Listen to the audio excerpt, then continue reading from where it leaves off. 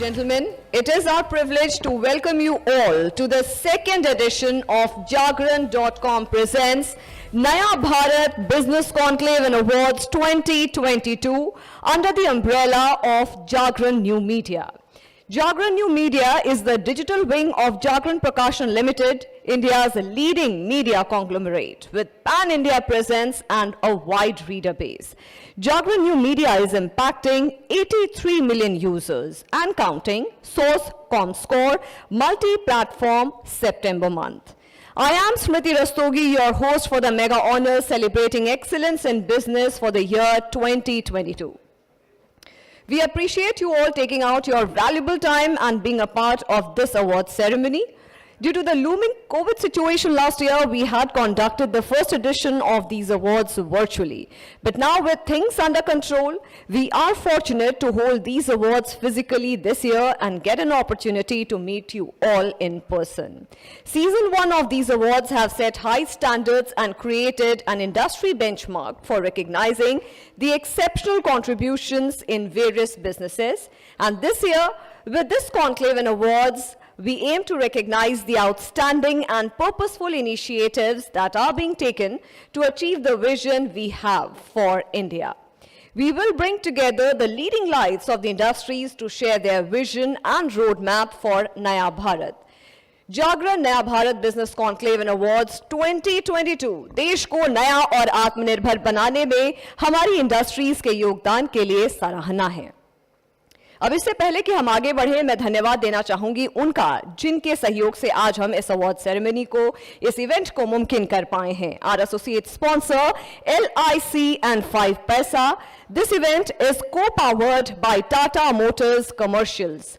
I would once again thank our sponsors for making this event possible and helping us celebrate the Naya Bharat Business Awards. And now, ladies and gentlemen, without wasting much time, let's start with the first panel discussion on a very pertinent topic, which is MSMEs driving India to Atmanirbhar future. MSMEs in India play an important role in reducing regional imbalances. They ensure a more equitable distribution of national income and wealth by offering substantial job opportunities at a lower capital cost than major businesses. MSMEs are known to contribute to the industrialization of rural and backward areas. The government has shown immense support in strengthening the sector through various initiatives such as Make in India, Digital India, and Vocal for Local. These initiatives are designed to ease investments, encourage innovation, develop skills, increase employment opportunities, and construct a feasible ecosystem for the sector. To further throw a light on this topic, we have a panel of eminent guests here. I would invite the dignitaries on the stage for the panel discussion. First, CA Ashish Agarwal, Director, Resurgent India Limited. I request Mr. Agarwal to kindly come on the stage.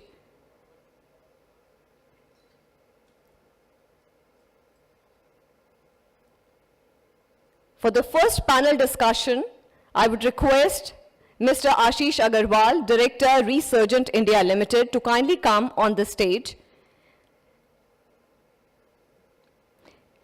Mr. Rajiv Chawla, Chairman, IMSME of India. A big round of applause for all the eminent guests who have spared their valuable time for being a part of this event. Mr. Vinod Kumar, President, India SME Forum. थोड़े तालियों की जो गूंज है थोड़ी सी ज़्यादा हो जाए क्योंकि ये पैनल डिस्कशन बहुत अहम टॉपिक पर है, ये मुद्दा बहुत अहम है. And mister Ajay Thakur, head BSE SME. Mister Ajay Thakur, head BSE SME. Thank you so much, gentlemen, for being a part of this event and helping us with ensuring that this event is a success. And now I would welcome Ms. Geetu Moza, Consulting Editor, Jagran New Media, and Mr. Vivek Mittal, Research Head, Jagran New Media, to kindly come and ensure the moderation of this session. Now the reins are in your hand. Thank you so much.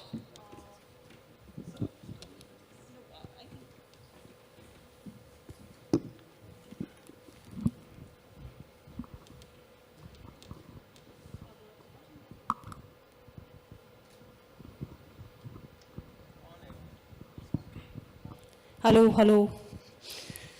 Very good evening, and I welcome you all to Jagran Business, Naya Bharat Business Conclave and Awards. Here I am with the esteemed panel of guests to kick off the first session of this eventful evening.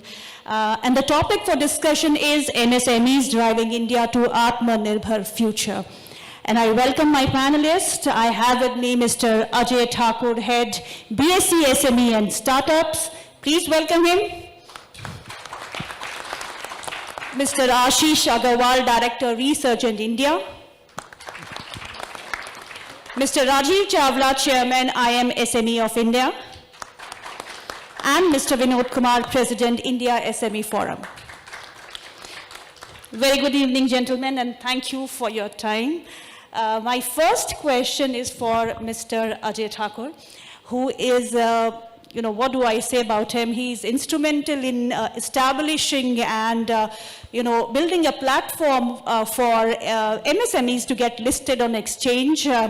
I remember I have been in touch with him from days where there were only 10 to 15 companies listed on BSc SME platform, and now you have more than 450 companies which are listed on BSc platform, and he has been given additional charge for the startup also. And Mr. Thakur, how do you feel? It is because of your efforts that you have put in that SME platform has been well established. I think it was a great opportunity. Of course, when we have started, no one has got the faith and trust that our SME stock exchange will take off. We have the precedence of OTCI, which has failed miserably. And there was no taker of SME platform. Of course, when we have met, only 10 SMEs got listed with no merchant banker in place. It was really a very challenging task. But over the years, I think the trust start building up. Many of the SMEs which got listed have created huge wealth for the investors and for themselves. We have seen the profitability going up. And slowly, we have seen many merchant bankers, coming on the SME platform and bringing the SMEs, getting them listed, and transforming them from macro to a small enterprise, small to medium, and medium to large enterprise. We have almost 406 SMEs listed, and out of 406 SMEs, 150 have graduated into the main board of the stock exchange. I think, many of the times what we happen when we talk to the SME promoters, we saw a lot of fear in their minds regarding the compliances, and it becomes very difficult for me to bring them on the SME platform. Over 10.5 years, I have met more than 37,000 SME promoters across the country. But post-listing and while migrating onto the main board where the compliances are much more than the SME platform, none of these company promoters have ever come to me and taken the permission to migrate onto the main board of the stock exchange. So over these years, SME promoters have also understood the importance of compliances, transparency, trust building, visibility, and now we are seeing that the numbers have started multiplying. And many of the SMEs are coming forward and, planning to get listed onto the stock exchange. I have with me on panel my co-anchor, Vivek Mittal, who is Head Research, Jagran Business. Vivek, would you like to start with some questions? Yes, thank you, Gitu. Sir, my first question to Ajay Thakur, sir. Sir, 405 companies आपके SME platform में आई हैं, उसमें से 153 BSc के main board पर जा चुकी हैं. सर, कैसा लगता है, ये ऐसी फीलिंग होती है जब वो मेन बोर्ड पर जाती हैं कि लाइक आपके स्कूल में कोई बच्चा आता है वो टॉप करता है? नहीं, ये आपको अवश्य बहुत अच्छा लगता है, क्योंकि ये हमारे बच्चे की तरह ही आते हैं और बहुत मनाने के बाद आते हैं. तो ऐसा नहीं है कि वो शांति से और आराम से आ जाते हैं. बहुत नटखट होते हैं और उनको संभालना पड़ता है. लेकिन जब वो मेन बोर्ड में जाते हैं तो अवश्य आप गर्वान्वित होते हैं. हमने देखा है कि जब ये आते हैं, लिस्टिंग होती है इनकी कंपनी की, तो उनकी 20 करोड़ की मार्केट कैपिटलाइजेशन होती है, उनकी वैल्यू 20 करोड़ की होती है.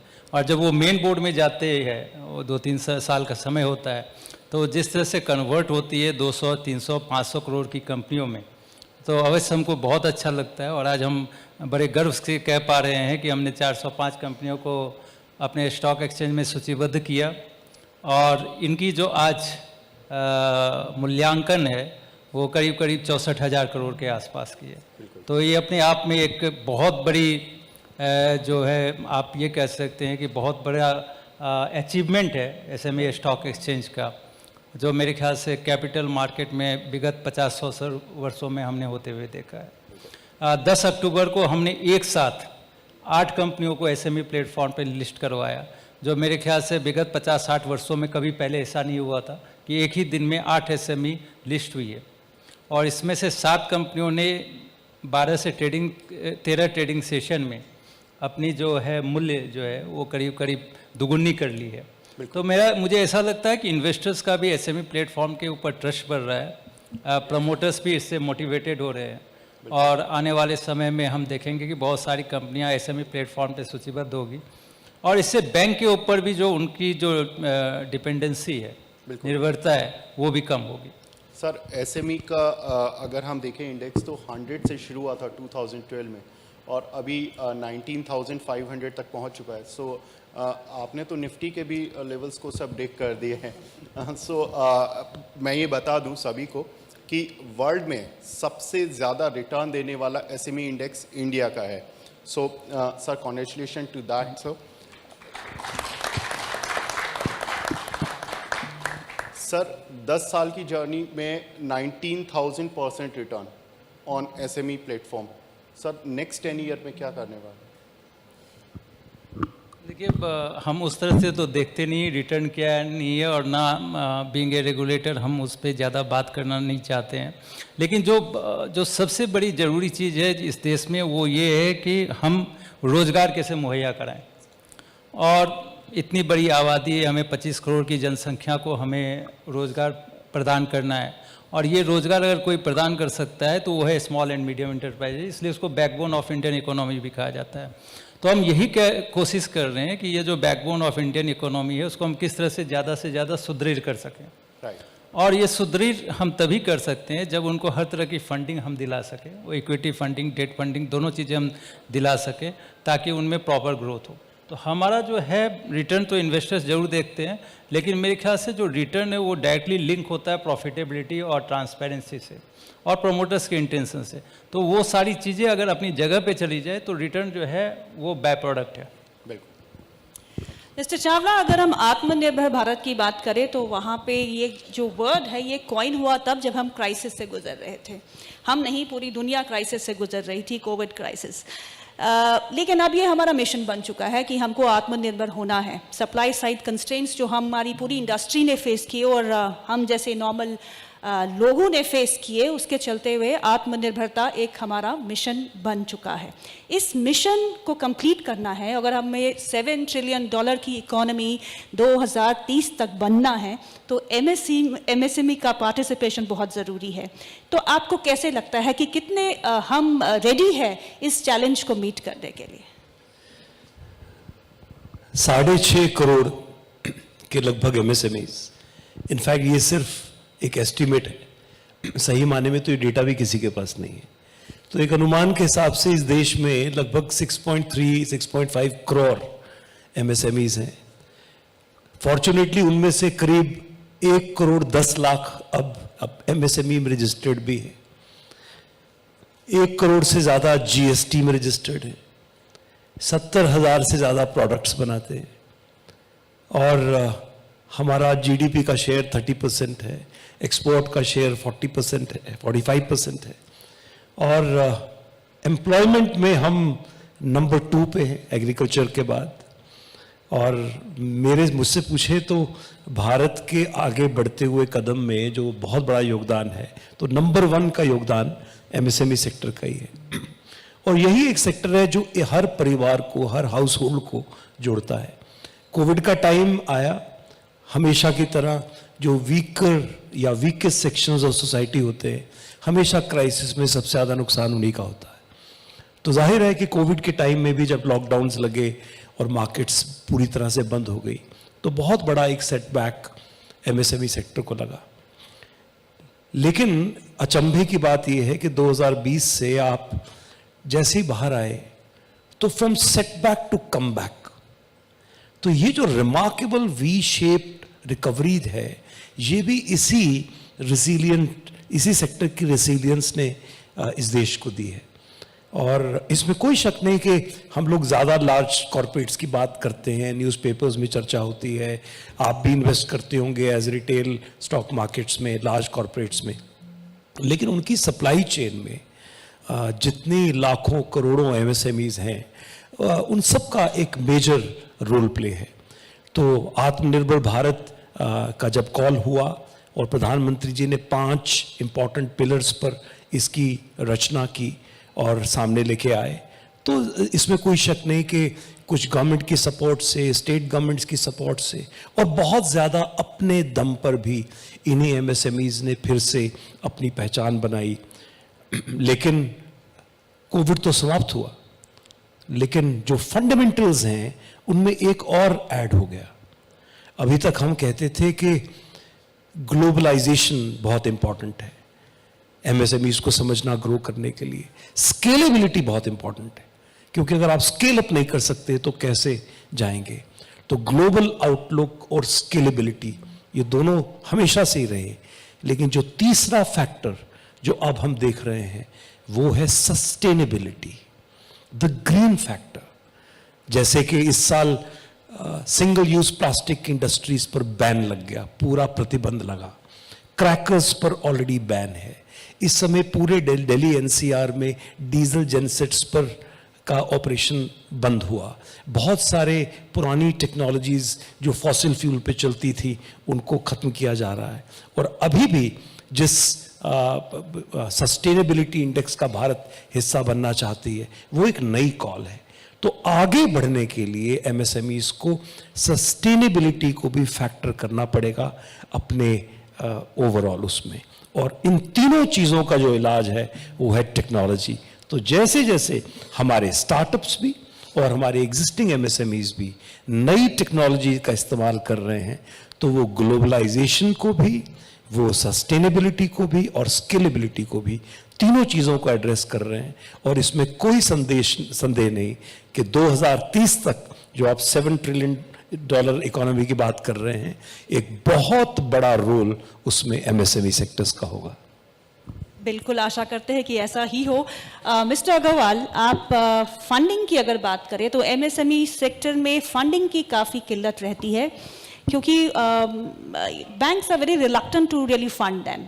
ऐसा कुछ साल तक पहले तक तो था, लेकिन हो सकता है कि तस्वीर अब बदल चुकी है और एमएसएमई के लिए बैंक सब खुद आगे आ रहे हैं और उनकी फंडिंग भी कर रहे हैं। तो इस समय आप जिन एमएसएमईज के साथ डील करते हैं, क्या उन्हें कोई इशू है फंडिंग में? अगर है तो इसको कैसे सुधारा जाए? Thank you very much. First of all, I would like to thank you to Dainik Jagran Group for organizing such a wonderful program. And I would like to congratulate to the winner of today. I think in the evening they'll get the award. So you are encouraging the MSME, the founders, either in service industry or the manufacturing through this award. But this is, I think, it's not an award actually. This is kind of recognition to them that they are doing well. So they should do more whatever they are doing actually. So thank you.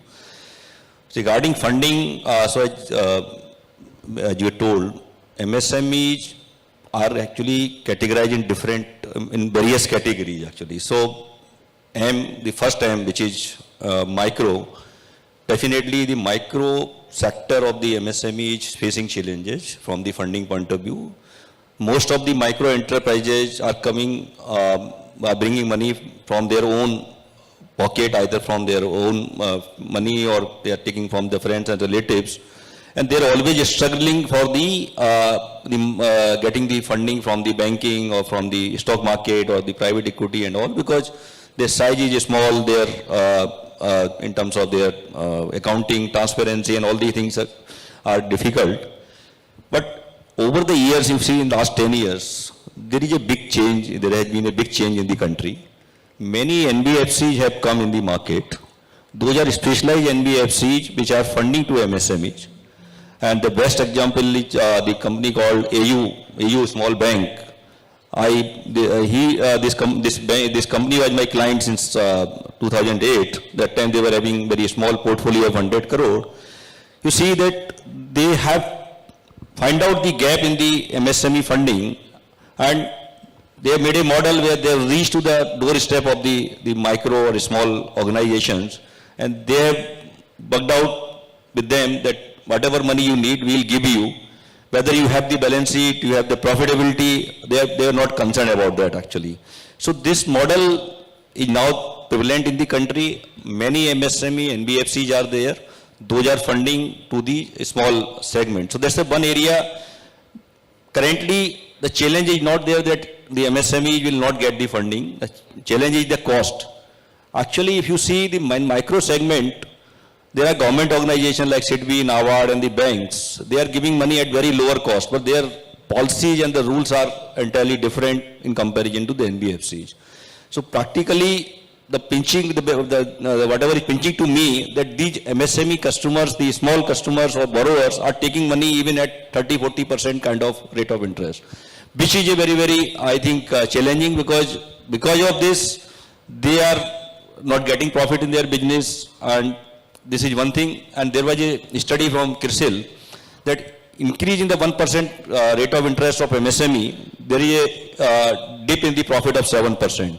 So that's another aspect. If the rate of interest has increased from 1%, their cost, their profitability is getting down. And in the recent past, in last 4-5 months after this RBI has come out with the repo change, you see there is a big challenge, a big problem, or big difficulties facing by the MSME customers.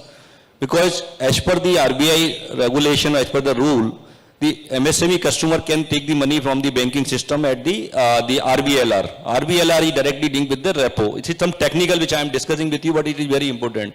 And the MSME forum people are there, the media is there, so you should take up, because I am also discussing with RBI. So what is the problem? As of today, the MSME customers are getting money 1.9% plus whatever they are getting 4 months before actually. So directly it has hit in their profitability. And if you go to the larger corporate which are not MSME, there is no rule such like that actually, where they are getting money at the MCLR. The MCLR has increased, if we take all the banks, average 50 paisa, but the repo has increased 1.9. So their cost of borrowing has increased from 1.9% in the last 4 months. And if we see the CRISIL study, their profitability will go down from 14% actually. So this is a major challenge which is coming in the system, and the RBI will come with the next repo, or maybe they may increase some rate also, then it will directly impact on that. So I'll request to the Dainik Jagran also and the SME forum, you take up it very seriously. Otherwise, in next 6 months to 1 year, their profitability will be a big challenge. So that's the one part on the debt side. On the equity, the government has done in Atmanirbhar Bharat, which we are discussing today, government has done wonderful job actually. The 3 lakh crore they have given on the automatic route, that is for all corporate basically, but they have come out with this 20,000 crore of sub-debt, majorly for MSME, where they can take money as equity and then they put up in the business as equity. And the third thing which has done first time in the country, government has come out with the 50,000 crore fund actually, which is only for MSME.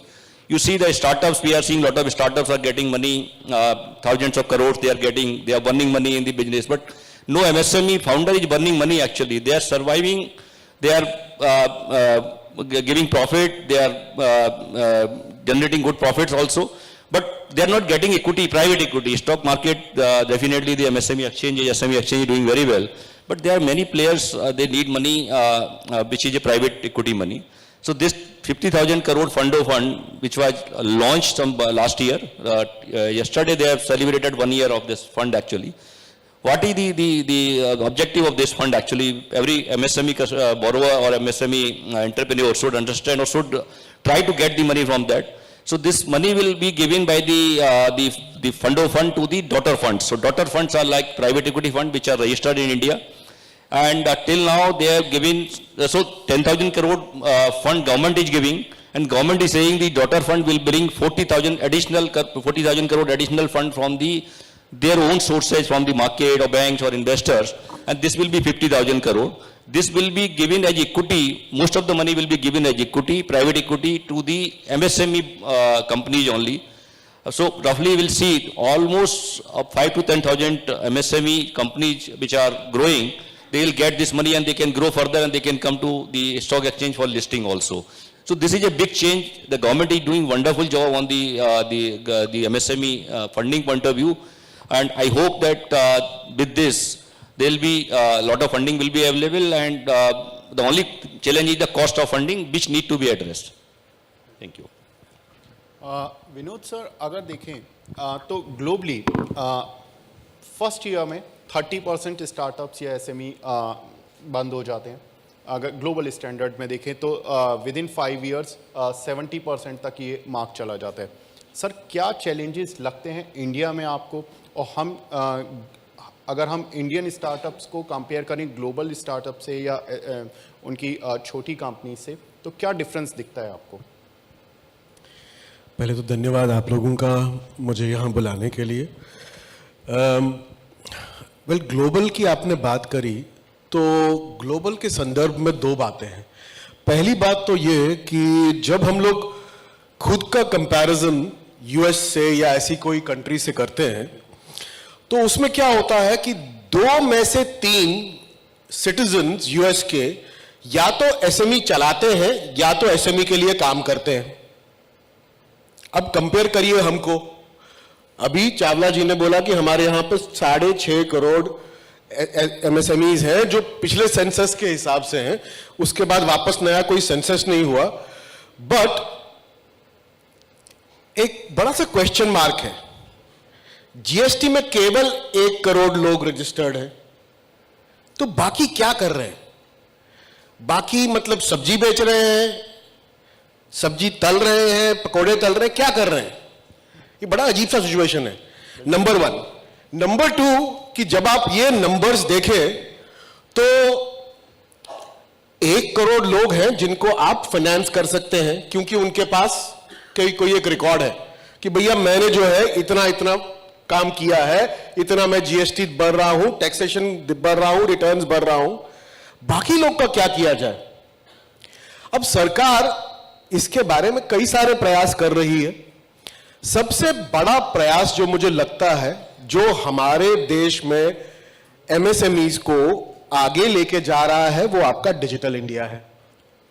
जिस तरह से digital India ने हमारे गांव में, हमारे rural areas में SMEs को, घर गुती जो चीजें बनाते हैं उनको, कॉटेज इंडस्ट्री को, रूरल इंडस्ट्री को मार्केट से कनेक्ट किया है, वो अमेजिंग है. मैं थोड़ी सी बात यहां बोल दूं. मैं कुछ दिन पहले वियतनाम गवर्नमेंट के इनविटेशन पे वियतनाम गया, और ये सब आप सब लोगों को भी आश्चर्य होगा. तो वियतनाम हम लोग समझते हैं कि हमसे विकसित है मैन्युफैक्चरिंग के क्षेत्र में. कई सारी इलेक्ट्रॉनिक्स की मैन्युफैक्चरिंग होती है, बड़ा ही इजी मार्केट है, but it is a communist country, we all know that. On the other hand मैं आपको यह बोल दूं कि क्रेडिट कार्ड, आप लोगों को याद होगा वो हमारे पास पुराना एक सिस्टम आता था जिसपे वो क्रेडिट कार्ड ऐसे घिसते थे और फिर क्रेडिट कार्ड से पैसा लेते थे. वो अभी भी उसी सिचुएशन में है. आप इस सिचुएशन में है कि आपका एसएमई, चाहे वो पकोड़े ही तल रहा है, वो बोलता है सर जीपे कर दो. रिक्शा वाला बोलता है जीपे कर दो. तो ये जो प्लेटफॉर्म आपके एसएमईज को, माइक्रो एंटरप्रेन्योर्स को मिला है, इससे बड़ा विकास नहीं हो सकता. पॉइंट पहले ये है. अब आप बोले कि ग्लोबलाइजेशन, यूएस में भी ऐसा कोई सिस्टम नहीं है जिससे कि आप कल को आपके बैंक में दिखा सके कि मैंने 20 लाख का साल का पकोड़ा बेचा, तो आपको कोई बैंक, कई बार इसमें अठास होता है कि भाई ये पकोड़ा, इसी all of them they are businessman.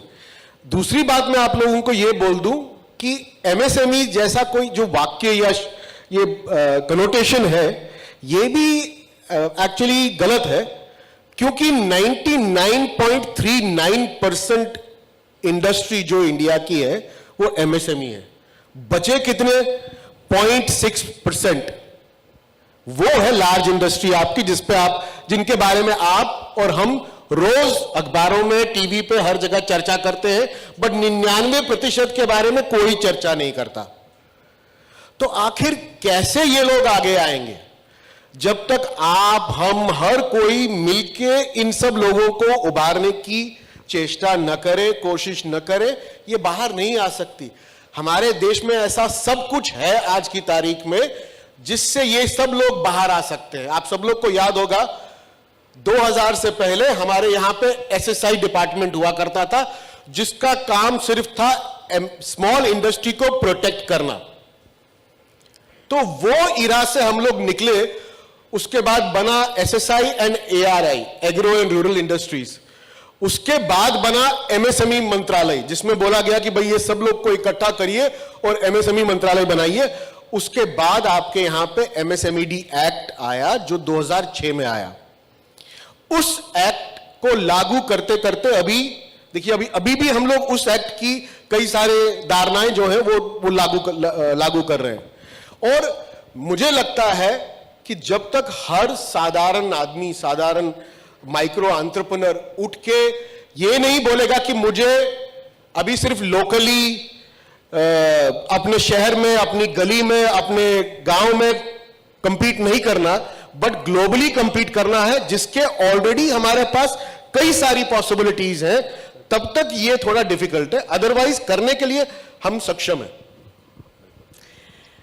Mister Thakur, अगर हम सरकार की बात करें तो काफ़ी उन्होंने इंसेंटिव्स दिए स्मॉल स्केल इंडस्ट्री को, और उनमें से एक जो बड़ा incentive indirectly small scale industry को मिलेगा या एसएमईज को मिलेगा वो है थ्रू पीएलआई स्कीम।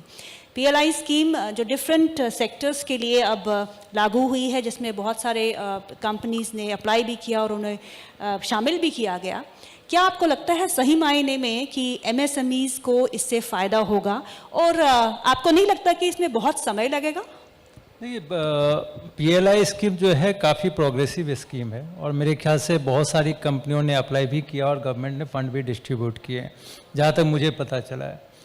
तो ऑफ कोर्स अभी तक उसका जो है आउटपुट अभी जो है आने में कुछ टाइम लगेगा, उसमें कोई, क्योंकि ये सारी चीज़ जो है मैन्युफैक्चरिंग रिलेटेड है और इसका जो है आउटकम आने में थोड़ा टाइम लगेगा। लेकिन मेरे ख्याल से ये स्कीम जो है जो गवर्नमेंट ने लाया वो आत्मनिर्भर भारत को और स्ट्रॉन्ग करने के लिए लाया गया।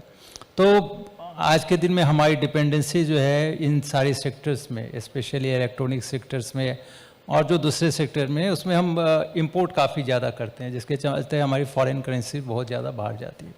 तो इस स्कीम के द्वारा हम ये चाहते हैं कि इन सारी चीज़ों का जो हम जिस पे इंपोर्ट कर रहे हैं वो इंपोर्ट जो है हमारी डिपेंडेंसी घटे और हम इंटरनली प्रोडक्शन करें और आत्मनिर्भर भारत को सुदृढ़ करें, वो एक कारण है।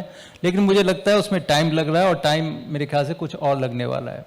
एक बार वो सारी चीज़ें जो हैं आने लगेगी तो मेरे ख्याल से इस देश में जो है हम आपको जीडीपी ग्रोथ ये सारी चीज़ें ज़्यादा देखने को मिलेगी, तो मेरे ख्याल से वो सही है। थोड़ा ऐड करना चाहूँगा, अलाउ। इसमें डायरेक्टली एमएसएमई को फ़ायदा नहीं हो रहा है बिकॉज ज़्यादातर लार्ज कॉर्पोरेट्स के लिए ही वो स्कीम है, बिकॉज थ्रेशोल्ड है इन्वेस्टमेंट का। लेकिन इसमें अगर हम दूसरे तरीके से देखें, जैसे मारुति का एग्जांपल देखें हम लोग, तो मारुति जब आई थी तो जो एंसिलरीज कंपनीज खड़ी हुई थी, हजारों एंसिलरी कंपनी खड़ी हुई, ऐसे ही जो लार्ज कंपनीज को पीएलआई स्कीम में मैन्युफैक्चरिंग प्लांट लगाने हैं और वो एक्सपेंशन कर रहे हैं, तो उसी सेक्टर में जो एमएसएमई कंपनीज हैं they can become partner with them, the parts, they can manufacture parts and other item. तो उससे क्या होगा, उनकी ग्रोथ भी होगी बेसिकली। तो ये बहुत बड़ा मोमेंटम बनेगा यहाँ पे कि जो अपने इंडिया में एमएसएमईज काम कर रही हैं they can grow faster through the partnership with the company which are getting PLI status. Mister Chawla, अगर हम बात करें scaling up of operations for MSMEs, MSMEs काम काज तो शुरू करते हैं स्मॉल स्केल पे, जैसे सर ने अभी कहा कि पकोड़े तलने की बिजनेस शुरू तो कर ली, लेकिन उसको स्केल पे पहुंचाना, उसको एक्सपैंड करना, उसमें काफ़ी दिक्कतें पेश आती है एमएसएमईज को। ऐसा क्यों है और इसके लिए क्या कर सकते हैं?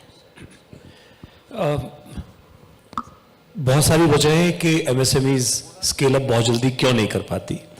फंडामेंटल चीज़ ये है कि ज़्यादातर एमएसएमईज किसी स्ट्रेटेजिक प्लानिंग के बाद नहीं आती है बिजनेस में, वो एक्सीडेंटली बिजनेस में आती हैं, या इसलिए बिजनेस में आती हैं कि एक पेरेंटल या कुछ चल रहा है या कोई मौके के हिसाब से किसी गांव में है, किसी छोटे शहर में है, उसको जो अपॉर्चुनिटी मिली।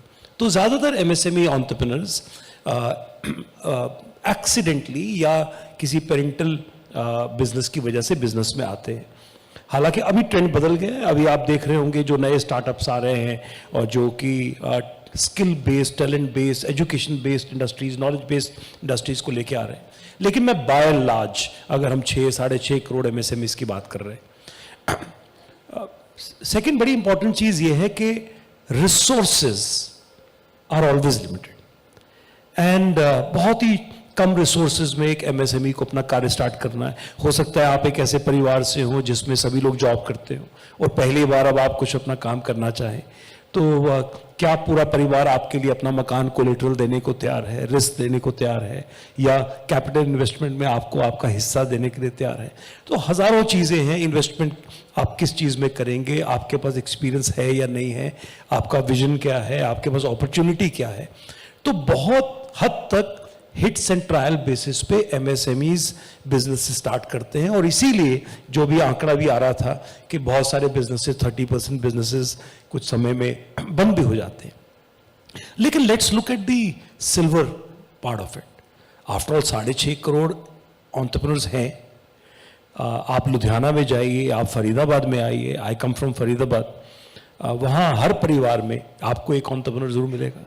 और आज के युवा को आप लुधियाना में, जलंधर में, फरीदाबाद में पूछिए कि आप क्या करना चाहते हैं, हमारे शहर में पूछिए, तो फर्स्ट चॉइस है सेल्फ एम्प्लॉयड होना चाहते हैं।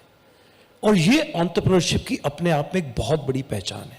रिसोर्सेज हैं, नहीं हैं, कम हैं, लेकिन अपने आप में आज एक माइंडसेट है कि हमने अपना कुछ करना है। आज इंजीनियरिंग कॉलेजेस में, हर कॉलेज में एंटरप्रेन्योरशिप डेवलपमेंट सेल्स हैं। बहुत बड़ा एक मैकेनिज्म है, पूरे देश में एक वेव चल रहा है सेल्फ एंटरप्रेन्योरशिप का। लोग एग्जांपल्स दिया करते हैं गैराज से अपने बिजनेस को स्टार्ट करने के लिए। Failure is no more a sin and people are becoming serial entrepreneurs. And ये एक नया आउटलुक है हमारे आज के युवा भारत का, नए भारत का, जो कि हमारे युवाओं को लेके आ रहा है। फंडामेंटल चीज अगर मैं बताऊं तो जैसे एक मानव के शरीर में, एक इंसान के शरीर में कुछ एक्यूप्रेशर पॉइंट्स हैं, और कभी कोई प्रॉब्लम हो तो उन एक्यूप्रेशर पॉइंट्स पर डॉक्टर काम कर सकता है और हम ठीक हो जाते हैं।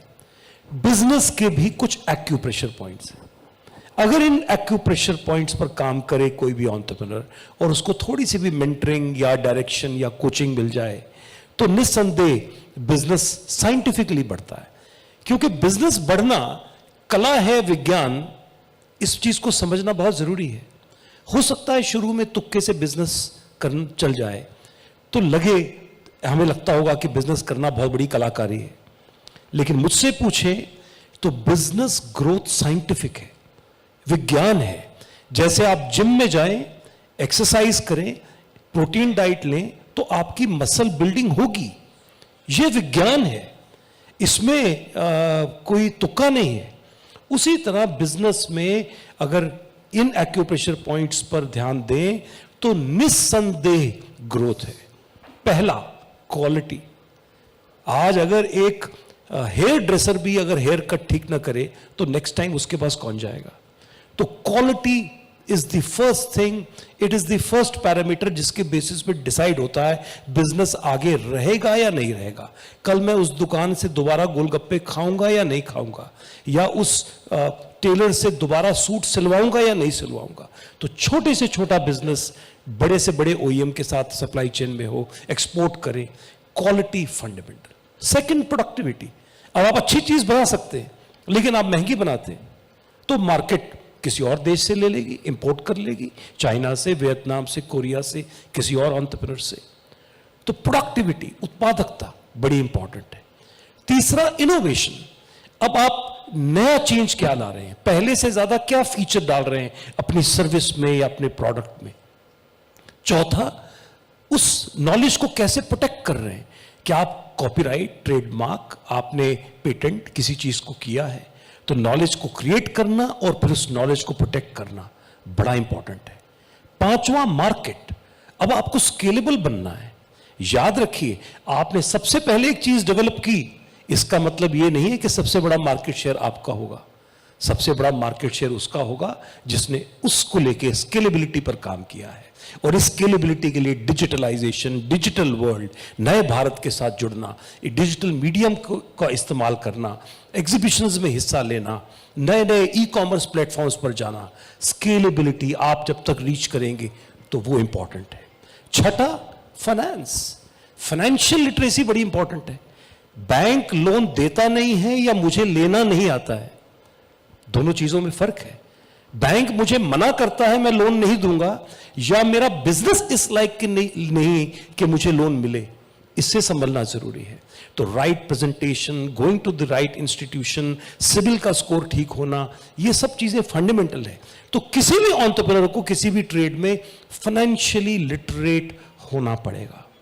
सेवेंथ, स्किल, मुझे नहीं आती हैं ये चीजें, या कंप्यूटर चलाना, या जीएसटी रिटर्न भरना, या डिजिटल सोशल मीडिया प्लेटफॉर्म पे करना, तो मुझे एक नए स्किल सेट को लेके आना पड़ेगा अपनी टीम में जो ये काम कर सके। So I must hire people who are smarter than I am. और ये बात जब बिजनेसेस समझ लेते हैं, छोटे से छोटा बिजनेस समझ लेता है, और इसीलिए होप बहुत है, क्योंकि जब नेक्स्ट जनरेशन आज अपने पेरेंटल बिजनेसेस को स्मॉल सेक्टर में ज्वाइन कर रही है तो उनके सामने बहुत बड़ा स्कोप है। देन कंप्लायंसेस, आज एक सुप्रीम कोर्ट का ऑर्डर पटाखे पे बैन लगाता है, या सीएक्यूएम का एक ऑर्डर डीजल जनसेट्स पे बैन करता है।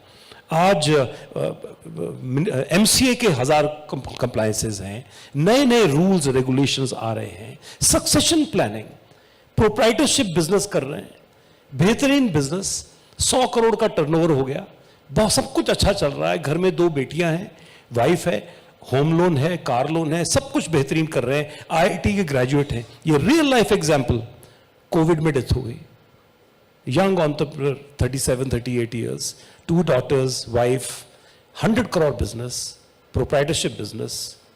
जब तक अब सक्सेशन प्लान बनेगा, क्योंकि कंपनी का बैंक अकाउंट बंद हो गया, नेक्स्ट मंथ का सैलरी बिल कौन देगा, बिजली का बिल कौन भरेगा, जीएसटी की पेमेंट कौन करेगा? तो जब तक सक्सेशन प्लान बनेगा, एक प्रॉफिटेबल एंटरप्राइज जो है वो क्लोज हो गई, एनपीए हो गई। So point is succession plan को समझना, फ्यूचर के रिस्क को समझना, ये इंपॉर्टेंट है। और 10वीं चीज ये कि दुनिया बदलती रहेगी, नियम बदलते रहेंगे, नए नए कानून आएंगे, नए नए रेगुलेशंस आएंगे। इसीलिए नए भारत जैसे इन प्लेटफॉर्म्स के साथ जुड़े रहना, ताकि हर बार कुछ नया सीखने को मिले, हर बार कोई सी एसएमई प्लेटफॉर्म के बारे में पता चले, प्राइवेट इक्विटी के बारे में पता चले, एक नए विजन के बारे में। तो अगर ये 10 एक्यूप्रेशर पॉइंट्स को आज का एंटरप्रेन्योर समझ ले तो उसकी प्रगति में संदेह किया ही नहीं जा सकता। Growth is science, it is not an art once you reach that level. Ashish sir, being into the investment banking industry, sir, अभी विनोद सर ने बताया कि पकौड़े वाले, हेयर कट वाले, हर आदमी अपनी स्टार्टअप को, बिजनेस को एक्सपैंड करने में लगा हुआ है। सर, ये वैल्यूएशंस भी बहुत अच्छा चाहते हैं। कितने लोग आपके पास आते हैं जो कि केवल वैल्यूएशंस पर वर्क कराना चाहते हैं आपकी इंडस्ट्री में, और एक्चुअली वो अपने प्रोडक्ट पर उतना काम नहीं कर रहे होते हैं? किस तरह का एटमॉस्फेयर है फंडिंग को लेकर? आपने बहुत अच्छी बात, आई थिंक ये वैल्यूएशन, क्योंकि सारी चीज़ें वो बॉयल डाउन होकर वैल्यूएशन पे ही जाती हैं अल्टीमेटली। तो इसमें देखिए क्या है कि अगर हम स्टार्टअप की बात करें तो वहाँ वैल्यूएशन मैट्रिक्स और वैल्यूएशन का जो थॉट है वो डिफरेंट है, और कुछ लोग उससे एक्साइट होके उस सोचते हैं कि हमारी वैल्यू, हमारे बिजनेस की वैल्यू भी इतनी होनी चाहिए। बट उसमें जो हम एज इन्वेस्टमेंट बैंकर जो हम लोग इसको एवेल्युएट करते हैं, तो स्टार्टअप में क्या है कि स्टार्टअप भी एमएसएमई है प्रैक्टिकली, बट उनका जो स्केलेबिलिटी और एक they are doing something new in the industry, वो एक वैल्यूएशन उस बेसिस पे आती है, और उसका जो मल्टीपल है या उसकी जो भी नंबर्स हैं वो फ्यूचर 10 से 15 साल के जर्नी को लेके माने जाते हैं।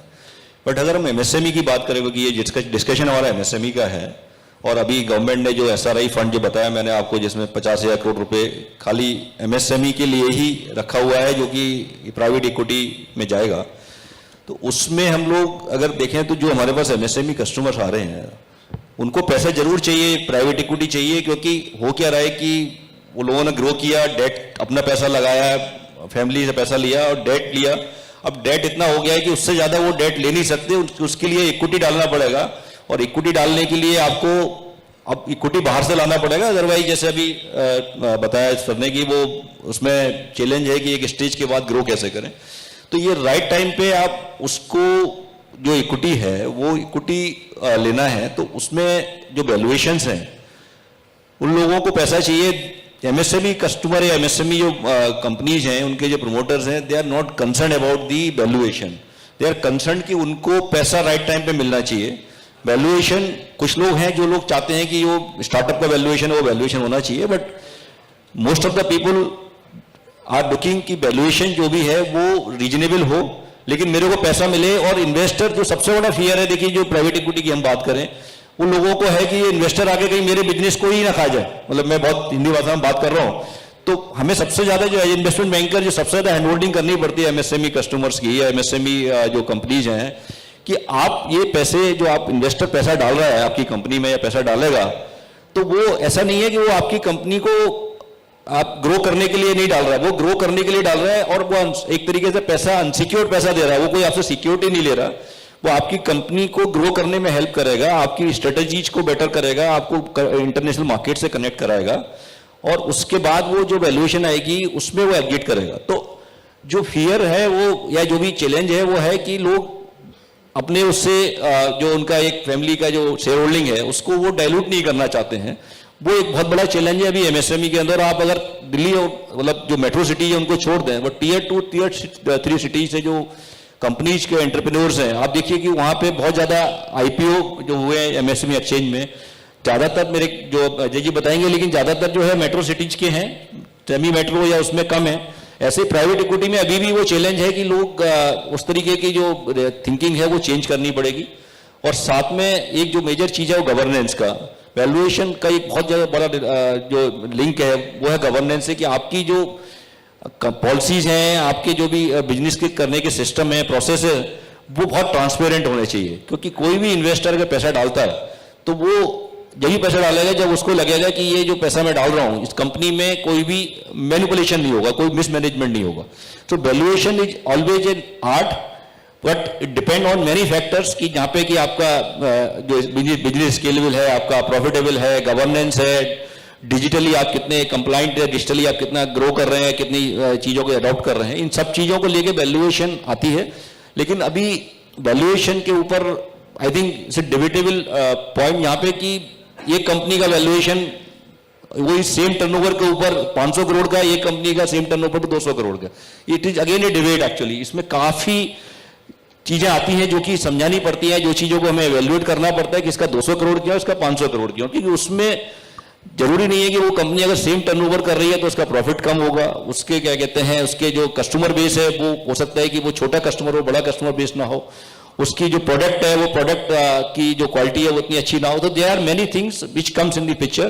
तो valuation is always a debatable point, but practically we see investors are always looking good company जहां पे कि वो उनको आगे बढ़ा सकें। और उसमें वैल्यूएशन में एक और चीज है कि हमें जरूरी नहीं है जब हम फर्स्ट इन्वेस्टमेंट लेने जा रहे हैं तो हमें वो वैल्यूएशन पे ही फोकस करना है, हमें अच्छा इन्वेस्टर चाहिए। एक बार अगर हमने एक कंपनी में वैल्यूएशन इन्वेस्टर को लिया और उसको सेकंड टाइम जब इन्वेस्टर दूसरे इन्वेस्टर के पास जाएंगे, आईपीओ को लाएंगे, तो हमारी वैल्यूएशन और ज्यादा बेटर होगी। तो ये सब चीजों को देखना बहुत जरूरी है और उसी के बेसिस पे ही अगर हमारे जो एमएसएमई एंटरप्रेन्योर हैं अगर वो फोकस करेंगे तो आई थिंक इक्विटी का चैलेंज नहीं है, चैलेंज है कि हम अपने ऑर्गेनाइजेशन को कैसे ग्रो कर पाते हैं, वो ज्यादा इंपॉर्टेंट है। जी देखिए चावला जी ने भी बहुत अच्छी बात की, वैल्यूएशन की भी बहुत अच्छी बात हुई, सारी चीज़ें हुई। देखिए अपने यहाँ पे दो इकोसिस्टम है, एक इकोसिस्टम रिलेटेड है एसएमई या आप उसको एमएसएमई कर लिए, दूसरा इकोसिस्टम है स्टार्टअप। स्टार्टअप इकोसिस्टम जो है वो वैल्यूएशन के चारों ओर मंडरा रहा है। बिल्कुल बिजनेस स्लोली हम डिस्ट्रप्शन और ये सब वर्ड्स जार्गन्स यूज होते हैं और एक वैल्यूएशन का जो है पूरा मॉडल तैयार होता है। तो जितना एक्सपोजर है वो टोटल वैल्यूएशन के ऊपर है, उसमें बात होती है। जहाँ तक एसएमई इकोसिस्टम है वहाँ पे वो इकोसिस्टम जो वैल्यूएशन को लेके है वो क्रिएट नहीं हुआ। दूसरा जो है हमने ये देखा माइक्रो स्मॉल और मीडियम इंटरप्राइजेज में, और जो मैक्सिमम कंपनियों से हम मिले हैं, तो आप देखो बहुत सारी कंपनियां जो है 25 करोड़ 30 करोड़ 25 करोड़ 30 करोड़ इसी के रेंज में चल रही है, और सालों साल चल रही है। जो मैं 37,000 38,000 SME प्रमोटर से मिला अक्रॉस द कंट्री, देखिए आप सारी चीज़ें तब आप लेके आ सकते हो अंदर, जो चावला जी ने बात की, जब आपका एम्बिशन है। हो कहीं ना कहीं पे हमें ऐसा लगता है कि जो चलता है हो रहा है और धीरे धीरे आपके बिजनेस एक कमोडिटी बन चुकी है, 1% 2% 3% प्रॉफिट मार्जिन में काम कर रहे हैं, और आप जो है मोक्ष की तरफ जा रहे हैं।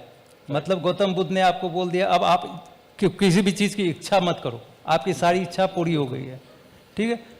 अब ये जो एम्बिशन जो है, जो एम्बिशन की लाइन ड्रॉ हो गई है, वो जो एसएमई की इकोसिस्टम है उसमें प्रॉब्लम क्रिएट कर रही है। हमने इसीलिए देखा कि जब इन एसएमई प्रमोटर जो 30 करोड़ 35 करोड़ 40 करोड़ की टर्नओवर कर रहे थे, उनको हमने कुएं से उठा करके एसएमई स्टॉक एक्सचेंज पे ले आया, तो सडनली उनकी जो थी एम्बिशन जो है ना, उसमें 4 चांद लग गए। और उसके बाद जो है उनकी वैल्यूएशन को हमने मल्टीप्लाइड होते हुए देखा, हमने बिजनेस को मल्टीप्लाइड होते हुए देखा, इन्वेस्टर्स को साथ में आते हुए देखा। तो जब तक हम और ये सारी डिजिटाइजेशन, टेक्नोलॉजी, इनोवेशन, ये सारी चीज़ें आते हुए देखी हमने, 5% से 7% 10% 12% इस तरह की प्रॉफिट मार्जिन हम आते हुए देखे। तो मेरे ख्याल से उनकी एम्बिशन को हिलाना बहुत ज़रूरी है। अगर वो हिल गई तो मेरे ख्याल से सारी इकोसिस्टम जो है प्लेस में आ जाएगी। वैल्यूएशन जो है वो कंपैरेटिव टर्म है। स्टार्टअप इकोसिस्टम में भी ऐसा लगता है कि एक जो है किसी को पैसे मिल गए, वैल्यूएशन मिल गए तो सबको मिलता है, ऐसा नहीं होता है। हमने पीवीसी से भी बात किया, वो 5,000 कंपनी देखते हैं, फिर 1-2 में इन्वेस्टमेंट करते हैं। तो इस तरह की चीज़ें नहीं होती। लेकिन मेरे ख्याल से अगर एसएमई इकोसिस्टम भी अगर एम्बिशियस हो, स्किल सेट की उनमें कमी नहीं है, लेकिन जो चावला साहब ने बताया कि वो जो प्रेशर पॉइंट है उसको अगर हमने फिर से उसमें लाया, अगर एम्बिशन को सामने रख करके कि 100 से हमको 500 और 500 से 5,000 करोड़ की तरफ कैसे बढ़ना है, तो मेरे ख्याल से एसएमई इकोसिस्टम भी जो है वो वैल्यूएशन की तरफ आगे बढ़ने लगेगी। विनोद जी, हाल फिलहाल में ही हम चाइना +1 स्ट्रैटेजी की काफ़ी खबरें सुनते हैं, और अगर चाइना +1 स्ट्रैटेजी में हमें कामयाब होना है तो हमारे एमएसएमईज़ को ज़ोर तोड़ मेहनत करनी पड़ेगी। ये चाइना +1 स्ट्रैटेजी को आप प्ले आउट कैसे होता देखते हैं, और आपको लगता है कि हम उस स्केल तक कभी पहुंच सकेंगे कि हम चाइना को टक्कर दे पाएंगे? मैम, ये जो चाइना +1 स्ट्रैटेजी है, we are already seeing it spread out on the ground. In what sense? We have 98,000 MSMEs as members, out of which I can tell you there are close to 12,000 which are totally, completely looking outward. What does that mean? They are no longer looking at कि मेरा ये market था, जैसे अजय जी ने बोला कि I am working on 2-3-4% margins. What they are looking at today is how can I go outside India, create my own brand, get a trademark and enter that market, whether that is through participating with another company, allying with somebody else, or doing it on my own. You see, one thing we'll all have to be very clear about. अभी तक हम लोग ये बोल रहे हैं कि भाई हमारे पास बिजनेस है, जैसे अजय जी ने बोला, तो हम लोग अच्छा खासा काम कर लेते हैं, थोड़ा बहुत बच जाता है हर साल, तो हम लोग खुशी हैं, सुखी हैं। बट ये सुखी कब तक रहेंगे? क्योंकि ऐसी कितनी लोग आए, रबर इंडस्ट्री में भी लोग सुखी थे, उसके बाद लोग आए और बोले मर गए। उसके बाद ऑटोमोटिव, अभी हम लोग बहुत अच्छा कर रहे हैं, ये लोग तो सुखी थे। बट ये जब टेक्नोलॉजी को उन्होंने अपने साथ लिया और फिर इंटरनेशनल मार्केट्स को एक्सेस किया, तब मालूम पड़ा कि हमारा सेम पार्ट तो कहीं पे भी चल सकता है, बेटर चल सकता है। इसी तरह मुझे लगता है कि हर एसएमई इंडिया में worth his salt needs to look outward. When you look at, you see, I go to almost 10-12 big markets around the world for purposes of investment, raising investment, and also for purposes of joint ventures. And I can share that every country, whether it's Germany, whether it's Italy, whether it's UK, every country for whom China has been the base for manufacturing is looking at moving out. We just know that the German premier went to China, but it was not primarily to tell him कि हम लोग निकलेंगे नहीं. If you talk to German enterprises, you'll come to know that they are all looking at, not just having another option, but moving to various countries. In that process, what you find is Vietnam, Korea, even Thailand and Philippines. These are the countries where people have gone and invested, if not India. So this proposition is out there for everybody. What we need to look at is what Chawlaji explained earlier. We are talking about a business. I will still stick to the pakode wala for whatever it is worth. And I can tell you that I know Bikaner wala also is a pakode wala. But Bikaner wala today is more than 5,000 crores. And he's spread in 16 markets around the world. How many of you can claim that? And if you cannot claim that, why not? What is holding you back?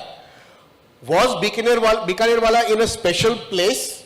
Did he get any special, funding? Did he get somebody to teach him something? Did he get special mentors? What did he get? What is it that you cannot find that he found?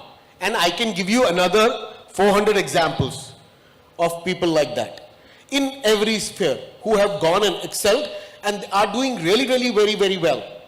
Only one issue that I have normally, and I'll share that with you, which is that SMEs which are starting beyond 35 years of age, by the time they are 50, they have worked enough, so they say we are satisfied. Whereas SMEs that start within 25, 28, 29, 30, they are still trying to get out there and do more and do more. And for some lucky entrepreneurs, their second generation is willing to join them. Those are the enterprises that are growing into, having a different vision. And I say, due to that reason, that the biggest sale that you can make about your enterprise is to your own children, if they are willing to join you or not. If they are looking at joining some other foreign company, then you are a bad salesman and you are doing a bad business.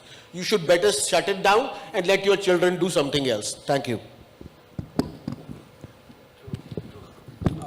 If I can just add one comment, growth to science है, no doubt, but next generation को अपने business में लाना एक कला है, और इसीलिए वो सभी entrepreneurs को समझना होगा. If you really have to bring in your next generation in your business and you really want to give them a level and then scale up ahead, then you should know very artfully how you have to bring them in, give them the right education at the right areas and give them the right atmosphere. That is very important. And second comment to what Vinod Bhai just said, I just had to say that technology will never replace entrepreneurs. But entrepreneurs who use technology will replace entrepreneurs who do not.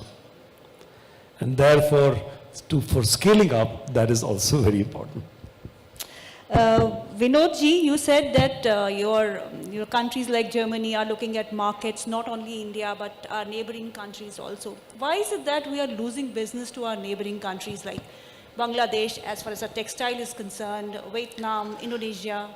See, a lot of us know this, but the first 100 entrepreneurs in Bangladesh who set up textiles, who were they? Can anybody tell me? It were Indians only, who were in Ludhiana, Jalandhar, Pathankot, around Delhi. Those are the guys that first went and set up in Bangladesh. They saw it, they said, we can do this very well. And some of these people are still continuing. So, till the time, you see, we have, in terms of industry, there is a little bit of a problem. I can share that. You have a micro, small, medium enterprise ministry at the top level. You have an industry ministry at the top level, the DIPP, Ministry of Commerce and all that. But then industry is a state subject. What does that mean? That industry में जो भी होगा वो state government करेगी या approvals देगी या तो ये जब तक मुझे लगता है nation wide singular industrial policy नहीं बनेगी तब तक थोड़ी प्रॉब्लम होगी क्योंकि अभी क्या हो रहा है देखिए मैं कुछ दिन पहले एक सीएम से किसी एक प्रदेश के सीएम से बात कर रहा था तो उन्होंने बोला कि भाई कैसे क्या करें तो मैं बोला सर आप बाकी सब छोड़ दीजिए जो प्रोग्रेसिव 6 स्टेट्स हैं वो क्या कर रहे हैं एमएसएमईज के लिए वो देख लीजिए आपको और कुछ करने की जरूरत नहीं पड़ेगी क्योंकि एक स्टेट कुछ बोलता है दूसरा स्टेट कुछ और बोलता है तीसरा स्टेट कुछ और बोलता है but nobody is even looking at best practices also. On the other hand, I should say this, it is very important to say this, that the central government has been trying to get them back, realign. You have, the government launched something called ramping up and accelerating MSME performance with the World Bank. And it's a very, very good thing that needs to roll out quickly. But I can tell you, I work with 6 or 7 states on that. We've not even gone to the first level. Forget implementing it. You see, that is one thing that happens when there's this I would say distance between the center and states on various issues, and industry unfortunately is one such thing. Most states somehow feel, आपको पता होगा अभी 2-3 दिन पहले हम लोग बात कर रहे थे, Maharashtra has lost 2 projects, but I say Maharashtra is the number 2 state when it comes to MSMEs. उनके बारे में क्या कर रहे हैं भाई? ये 2 प्रोजेक्ट्स निकलने से क्या हो गया? अभी अग्रवाल जी ने बोला कि हम we talking about PLI, you are trying to get manufacturers to come into India from anywhere around the world. Very, very beneficial, because you will get them to come. Who will they employ? Indians. Who will do their other ancillary work? Indians. So everything is already there. PLI will trickle down to the MSME. There's no 2 ways about it. But are we looking at creating that funnel at the state level, or only looking at those where we say that there is an investment meet and there are 50,000 crore worth of MOUs signed with people that are going to employ finally over the next 2 years 2 lakh people, notwithstanding the fact that you have 5 lakh MSMEs in your own state which can potentially employ 2.5 crore people over a period of 2 years if you can give it some thought. That is the only thing that I think we have time for right now. I'd not like to go into too much detail in this at this point in time, but I think you got the gist of what I said. Mr. Thakur, 400 plus companies, क्या लक्ष्य रखा है आपने? लक्ष्य तो बहुत बड़ा है. हम तो चाहते हैं कि यहाँ पे 3 लोग बैठे हैं, अब सब बोल रहे हैं 10-10 हज़ार कंपनी है, 500-500 कंपनी है. अब इन तीनों की ही अगर 500-500 कंपनी आ जाए हमारे पास तो ये 1500 का आंकड़ा हो जाएगा. नहीं, लेकिन ऑफ कोर्स एम्बिशन तो बहुत बड़ा है, and we are trying to connect with all the stakeholders. We are doing events with all of them, and of course I think that, and I keep on telling all the people that and what I have found in India, people are very intelligent, but of course time and again I tell the people that your ambition needs to be high, otherwise there is a theory of survival of the fittest. If you don't become big, you will be wiped out. So it's not good to say that you should remain macro, small and medium enterprises forever. You need to move from macro enterprise to small to medium, and medium to large enterprises. And for that, all the stakeholders together have to work in such a direction so that we can strengthen the SME entrepreneurs, make them more ambitious, and ensure that there should be a sustainable and healthy growth in this company. And for that, as far as stock exchange is concerned, we always tell the promoters that we are going to give you red carpet welcome. We will support you in whatever way, as long as you are working under the laws of the land and the rules of the stock exchange, and ensure that there should be healthy growth in your company. I'd like to add a line which I think is very, very important. We are in a media house event. One thing that I always keep on saying, Indian media, when will I stop seeing businessmen and entrepreneurs as villains in all the television series, in all the cinema films? You know, the day we stop that, I shouldn't say even don't use entrepreneurs like that, but I'm saying what you're doing today. The fact that you're awarding maybe 50, 100 people, the fact is that that needs to be brought out. That it is that what entrepreneurs do for, you know, the economy, the people, jobs, rather than, you know, what we see on television or, you know, other media, entertainment media, which is not the case at all. No entrepreneur is a smuggler, no entrepreneur is Prem Chopra these days, you know, which, you know, it used to be a normal thing earlier in the past. But, so, there you are. Chawla sir, we are living in the hard interest rate scenario now, like in every economy the interest rate are creeping up. Sir हमारे देश में तो लोग 18% तक पर भी interest पर भी काम कर लेते हैं और ख़ास तौर से एसएमई सेगमेंट में. सर क्या लगता है कि ये जो 200 बेसिस पॉइंट 300 बेसिस पॉइंट जितना भी इंडिया में बढ़ता है अगला दशक इंडिया का ही रहने वाला है? इंटरेस्ट रेट कुछ हार्म नहीं करने वाला? यूएस और यूरोप रिसेशन की बात कर रहे हैं.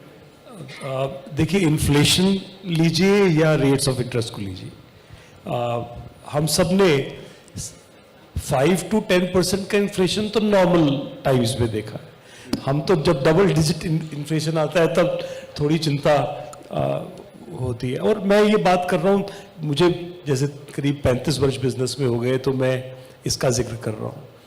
और इन 35 वर्ष में आप यकीन मानिए 25 वर्ष रेट ऑफ इंटरेस्ट भी मेरा डबल डिजिट में ही रहा बैंक से.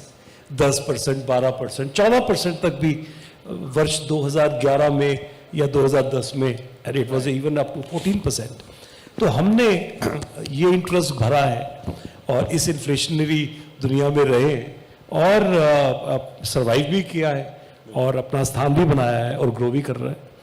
और आप यकीन मानिए कि जब रेपो रेट 4% आया और जब कुछ इमरजेंसी फंड्स हमें 6% पे मिले, या बैंक्स ने रेपो पर 50% मार्जिन अपना रख के हमें, या इवन और ज़्यादा 6.5-7% पे भी दिया, तो हमारे लिए तो वो भी लॉटरी लगती थी कि तो फैक्ट ये है कि इंडियन एंटरप्रेन्योर हम अपनी कंडीशंस में काम करते हैं.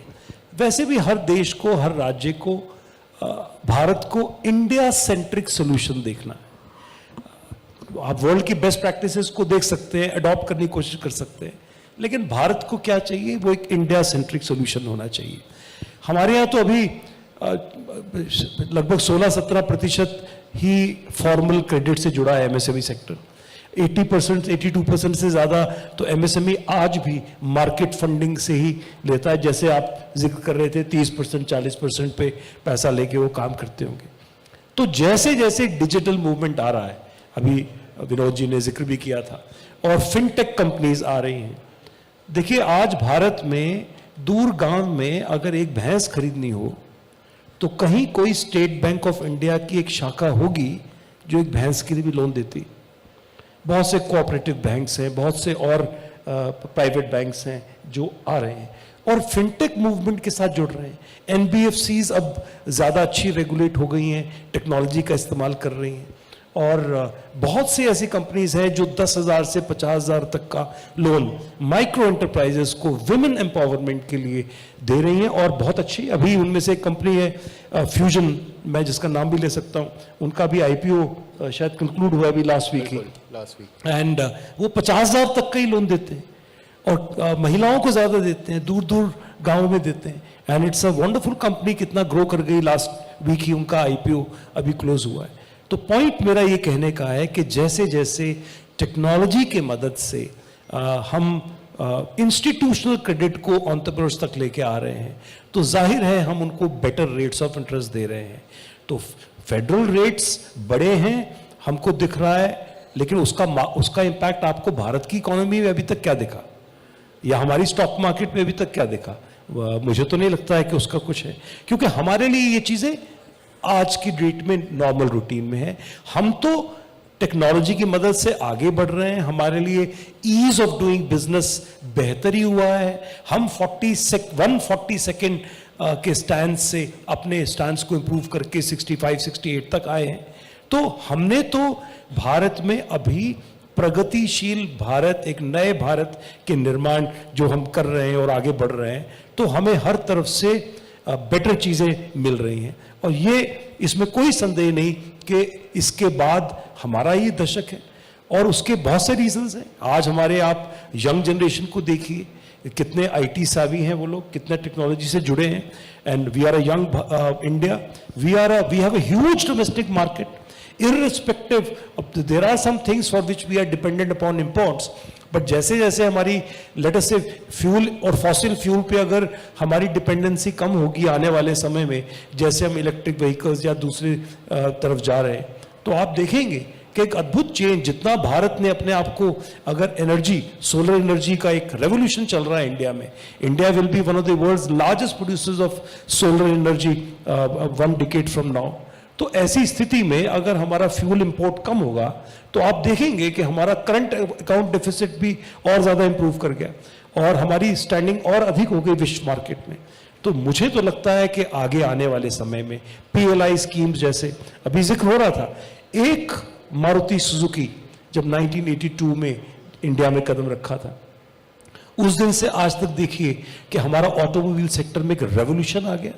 आज हम passenger cars, 2 wheelers, commercial vehicles, world market में हमारे ऑटो कंपोनेंट्स का export, world class auto companies आपको आज इंडिया में मिल रही हैं और दुनिया का कोई ऐसा ब्रांड नहीं बढ़ा from the largest brands of the world जिनकी इंडिया में कंपनीज ना हो।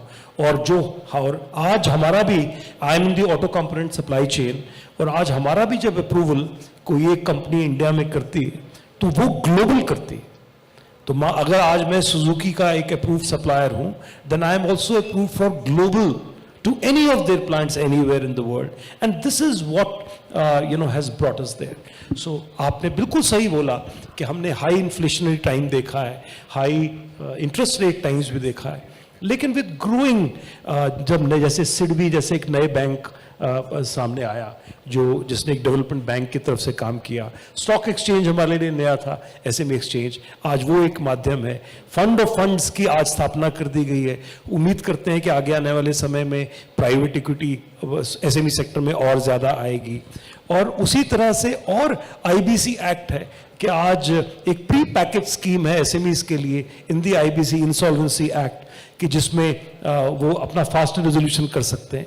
तो बहुत से नए आयाम अभी आगे हैं, बहुत हमने जर्नी चल के आगे यहाँ तक आए हैं, लेकिन अब के आगे जाना जो है ज़्यादा सरल होगा।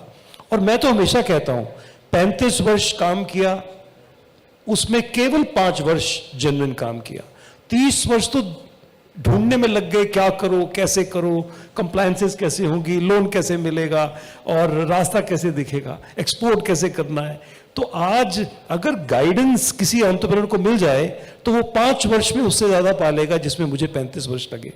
और यही इस तरह के फोरम को, और मैं मुबारकबाद देता हूं नया भारत को कि आपका ये फोरम आज के युवा एंटरप्रेन्योर को, आज के नए एंटरप्रेन्योर को एक ऐसी पहचान दे रहा है कि हमसे कई गुना तेजी से वो चल सकेगा और बहुत ज्यादा क्लियर विश्व में अपनी जगह बना सकेगा।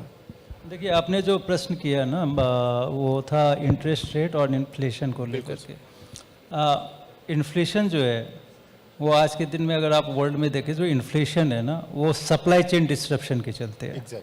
ठीक है, तो काफ़ी ज़्यादा, एक तो कोविड के चलते सप्लाई चेन डिस्ट्रप्शन हुआ, और उसके बाद आप देखें तो ये रसिया कोविड वॉर के चलते ये सप्लाई चेन डिस्ट्रप्शन हुआ, जिसके चलते इन्फ्लेशन जो है अराउंड 7% है।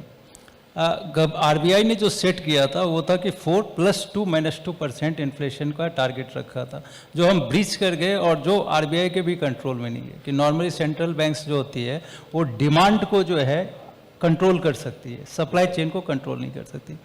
तो RBI जो कर सकती है वो कर रही है।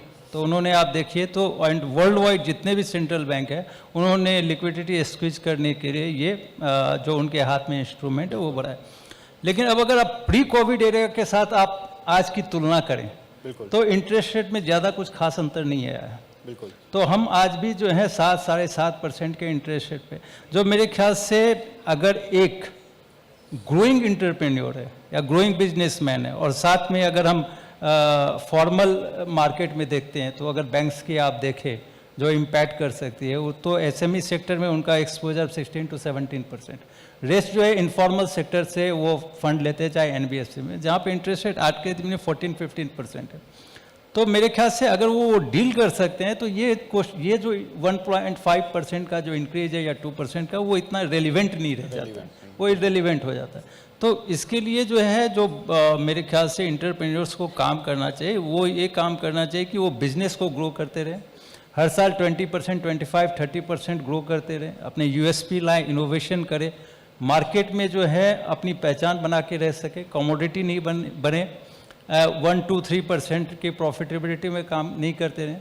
तो अगर वो अपने बिजनेस मॉडल को सही करके रखेंगे और वो सब्सिडी मॉडल के अनुसार बिजनेस को नहीं बनाएंगे, तो मेरे ख्याल से ये सारी चीज़ें जो हैं वो इतनी बड़ी इशू नहीं रहेगी। बिल्कुल अजय सर, मैं आपकी बात से बिल्कुल मतलब सहमत हूँ, और मैं एक चीज़ ऐड करना चाहता हूँ कि हमें अपने बिजनेस, अपने बैंक्स को, अपनी बैलेंस शीट्स को उसी बिजनेस मॉडल के हिसाब से क्लीन रखना है और सामने लेके आना है। मुझे याद है मैं भी जब बिजनेस में आया था कई वर्ष पहले, तो केवल साल के एंड में ये होता था कि इनकम टैक्स कम से कम कितना भरा जाए, तो यानी प्रॉफिट कम से कम कितना दिखाया जाए। तो जब बैलेंस शीट में ही दम नहीं है, तो कैसे कोई बैंक नेक्स्ट ईयर आपकी ड्रीम्स या एम्बिशंस के लिए फंडिंग करेगा। मैं हमेशा एंटरप्रेन्योर से कहता हूँ, आज भी आप देखिए एसएमई फंडिंग रेपो रेट से अगर आप लिंक करें, तो रेपो प्लस 2.5 से लेके रेपो प्लस 5% तक है। तो यानी 2.5% का ये जो गैप है, ये बड़ा नॉर्मल है, और अगर बैलेंस शीट में दम ना हो तो और ज्यादा वो रेट मिलेगा। अब आप मान लीजिए कि 3% का फर्क है, एक अच्छा एंटरप्रेन्योर है, बैलेंस शीट में बहुत अच्छा प्रॉफिट है, उसे 8% पे पैसा मिल रहा है, दूसरे को 11% पे मिल रहा है। 1 करोड़ के लोन में साल का 3 लाख रुपए इंटरेस्ट का फर्क है, सिर्फ ये 3% के हिसाब से। अगर ये 3 लाख रुपए इनकम टैक्स में ही दे दो, तो यानी आपका बुक्स का नेट प्रॉफिट जो है लगभग 10 लाख रुपए बढ़ जाता है। तो आपकी बैलेंस शीट अच्छी है तो बैंकर अच्छा है, बैंकर ने 3% रेट कम कर दिया, वो 3 लाख रुपए आपने इनकम टैक्स में दे दिए, तो इनकम टैक्स वाला भी खुश। तो it's a win win win model for everyone. So ये तो एक बड़े छोटी सी एक एग्जांपल दिया, बट पॉइंट ये है कि जितनी स्ट्रेंथ बैलेंस शीट में होगी, आप जो टैक्सेस भरते हैं, जीएसटी या इनकम टैक्स, यकीन मानिए कई गुना ज्यादा, या एटलीस्ट मेरा तो मानना है कि कोई भी अच्छा एंटरप्राइज टैक्स खुद भरता ही नहीं है, क्योंकि उसका बैंक उसका टैक्स भरता है। मार्केट में जिस रेट पे बैंक ने दे रखा है पैसा, उस एंटरप्रेन्योर को हमेशा 3% कम पे पैसा मिलता है। तो मेरे केस में तो I don't pay income tax, my bank page my income tax, because otherwise मैं नहीं पे करूंगा तो बैंक उतना ही रेट ऑफ इंटरेस्ट बढ़ा देगा या शायद फंडिंग ही ना करे। तो फ्यूचर की ड्रीम्स को अगर हमने पंप करना है, इसलिए फाइनेंशियल लिटरेसी एक बहुत बड़ा इंपॉर्टेंट है। और लाइफ में जब गियर बदलना हो, सबसे पहले मुद्रा में हो सकता है लोन लिया हो। मैंने भी बिजनेस स्टार्ट किया था तो 10,000 रुपए की सीसी लिमिट सिंडिकेट बैंक से ली थी 1986 में। तो उस जमाने में 10,000 की सीसी लिमिट लेना भी मेरे लिए बहुत बड़ा चीज था। तो उसके बाद अब नेक्स्ट लेवल पे आते हैं, डेट के बाद आप प्राइवेट इक्विटी को समझते हैं, उसके बाद आप एसएमई स्टॉक एक्सचेंज की तरफ जाने की बात कर रहे हैं, या इंटरनेशनल कोलैबोरेशंस कर रहे हैं, जॉइंट वेंचर्स कर रहे हैं। तो मुझे लगता है कि लाइफ में बिजनेस हमेशा आपको एक नया गियर देता है, और गियर को चेंज करते रहना ही बिजनेस है, and that is what ensures continuity. और अगर उसके बाद भी इंटरेस्ट आपको चिंता देती है, तो आप स्टॉक एक्सचेंज में लिस्टिंग करा लो। Out of curiosity Thakur sir, ये बताइए कि आपकी जो लिस्टिंग्स हुई हैं अभी तक, उसमें कितनी वुमेन एंटरप्रेन्योर्स है, some companies promoted by women? अभी यहाँ पे ही एक है वुमेन इंटरप्रेन्योर, जो आप प्रीवियस 10 प्रो देख रही हैं, वहाँ पे एक इंटरप्रेन्योर बैठी हुई हैं, मैं देख पा रहा हूँ। तो मेरे ख्याल से है, मेरे ख्याल से अराउंड आई थिंक 15-20% कंपनी है जिसमें वुमेन इंटरप्रेन्योर मैं देख पा रहा हूँ। तो मैं तो हर हमेशा वुमेन इंटरप्रेन्योर को इनक्रेज करना चाहूँगा कि वो ज़्यादा से ज़्यादा बिजनेस में आए, क्योंकि जिस बिजनेस में वो जाती है उसमें लक्ष्मी आ जाती है और ग्रोथ ऑटोमेटिकली होने लग जाता है। तो मेरे ख्याल से वुमेन इंटरप्रेन्योर का आना बहुत बहुत ज़रूरी है ऐसे में। लेकिन अभी तो पार्टिसिपेशन काफ़ी कम है अभी जैसे पार्टिसिपेशन कम है, लेकिन मेरे ख्याल से पार्टिसिपेशन बढ़ना चाहिए। और जैसे जैसे नया भारत होते जाएगा, मेरे ख्याल से आप वुमेन एंटरप्रेन्योरशिप की भी जो है इसमें आप ज़्यादा से ज़्यादा देखेंगे। मैं तो हर हमेशा प्रमोट, लेकिन अगर आप देखिए सेबी ने जो है गाइडलाइंस को चेंज किया है, जहाँ पे कंपलसरी का है कि जितनी भी लिस्टेड कंपनी है, इनफैक्ट ये एसएमई प्लेटफॉर्म पे नहीं है क्योंकि वो ट्रांजिशन पीरियड है, बट मेन बोर्ड में ये कंपलसरी किया है कि women as an independent director होनी चाहिए। तो इसलिए किया गया है कि वुमेन की ज़्यादा से ज़्यादा इन्वॉल्वमेंट हो। तो उधर तो ये हम देख चुके हैं, हो रहा है। जी, चलिए आशा करते हैं कि $7 ट्रिलियन इकोनॉमी बनने में एमएसएमई का जो योगदान होगा वो काफ़ी ज़्यादा होगा। 50 से 60% की उम्मीद जताई जा रही है और जिस हिसाब से यहाँ चर्चा हो रही है लगता है कि हम सही राह पे हैं। आप सभी का बहुत बहुत शुक्रिया आज इस पैनल डिस्कशन में शामिल होने के लिए। Thank you so much. Thank you.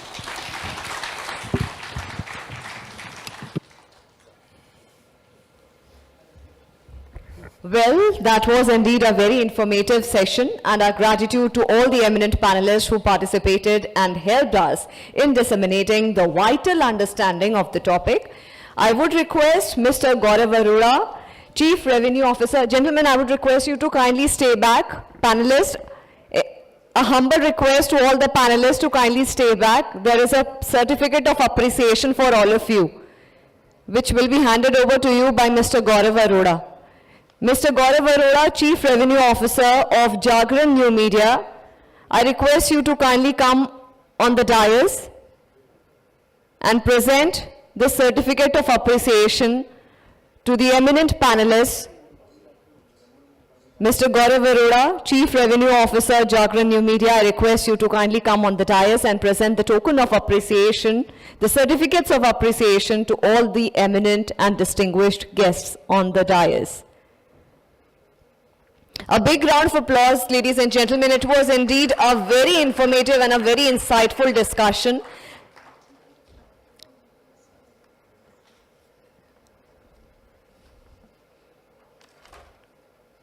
First, a big round of applause, ladies and gentlemen. Mr. Ajay Thakur, Head BSE SME.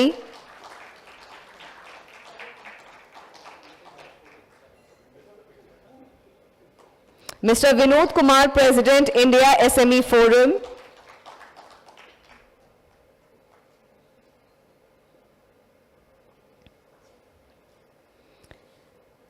CA Ashish Agarwal, Director, Resurgent India Limited. And Mr. Rajiv Chawla, Chairman, IMSME of India. And thank you once again, Ms. Geetu Moza and Mr. Vivek Mittal for that beautiful conduct of the panel discussion.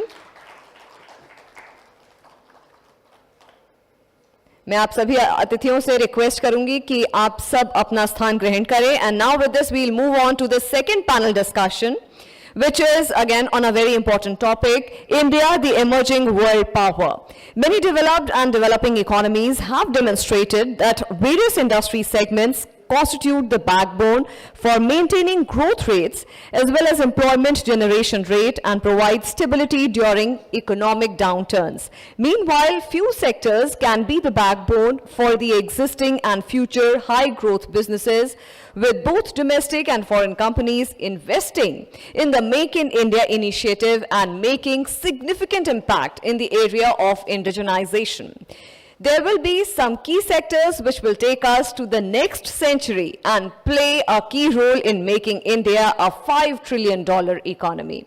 Let me take the honor for inviting the distinguished guests for the second panel discussion on the stage. Mr. Rohan Verma, CEO and ED, Map My India. Ms. Sairi Chahal, CEO and founder, Sheroes and Mahila Money. Ms. Pamela Tikku, Officiating Director, ICAT and GARC. Ms. Madhumita Agarwal, Co-founder and CEO, Oben Electric. Our heartfelt gratitude to all the eminent panelists here. And now I would request Mr. Avik Chattopadhyay, founder Experial, to kindly come on the stage and take the lead in moderating this discussion.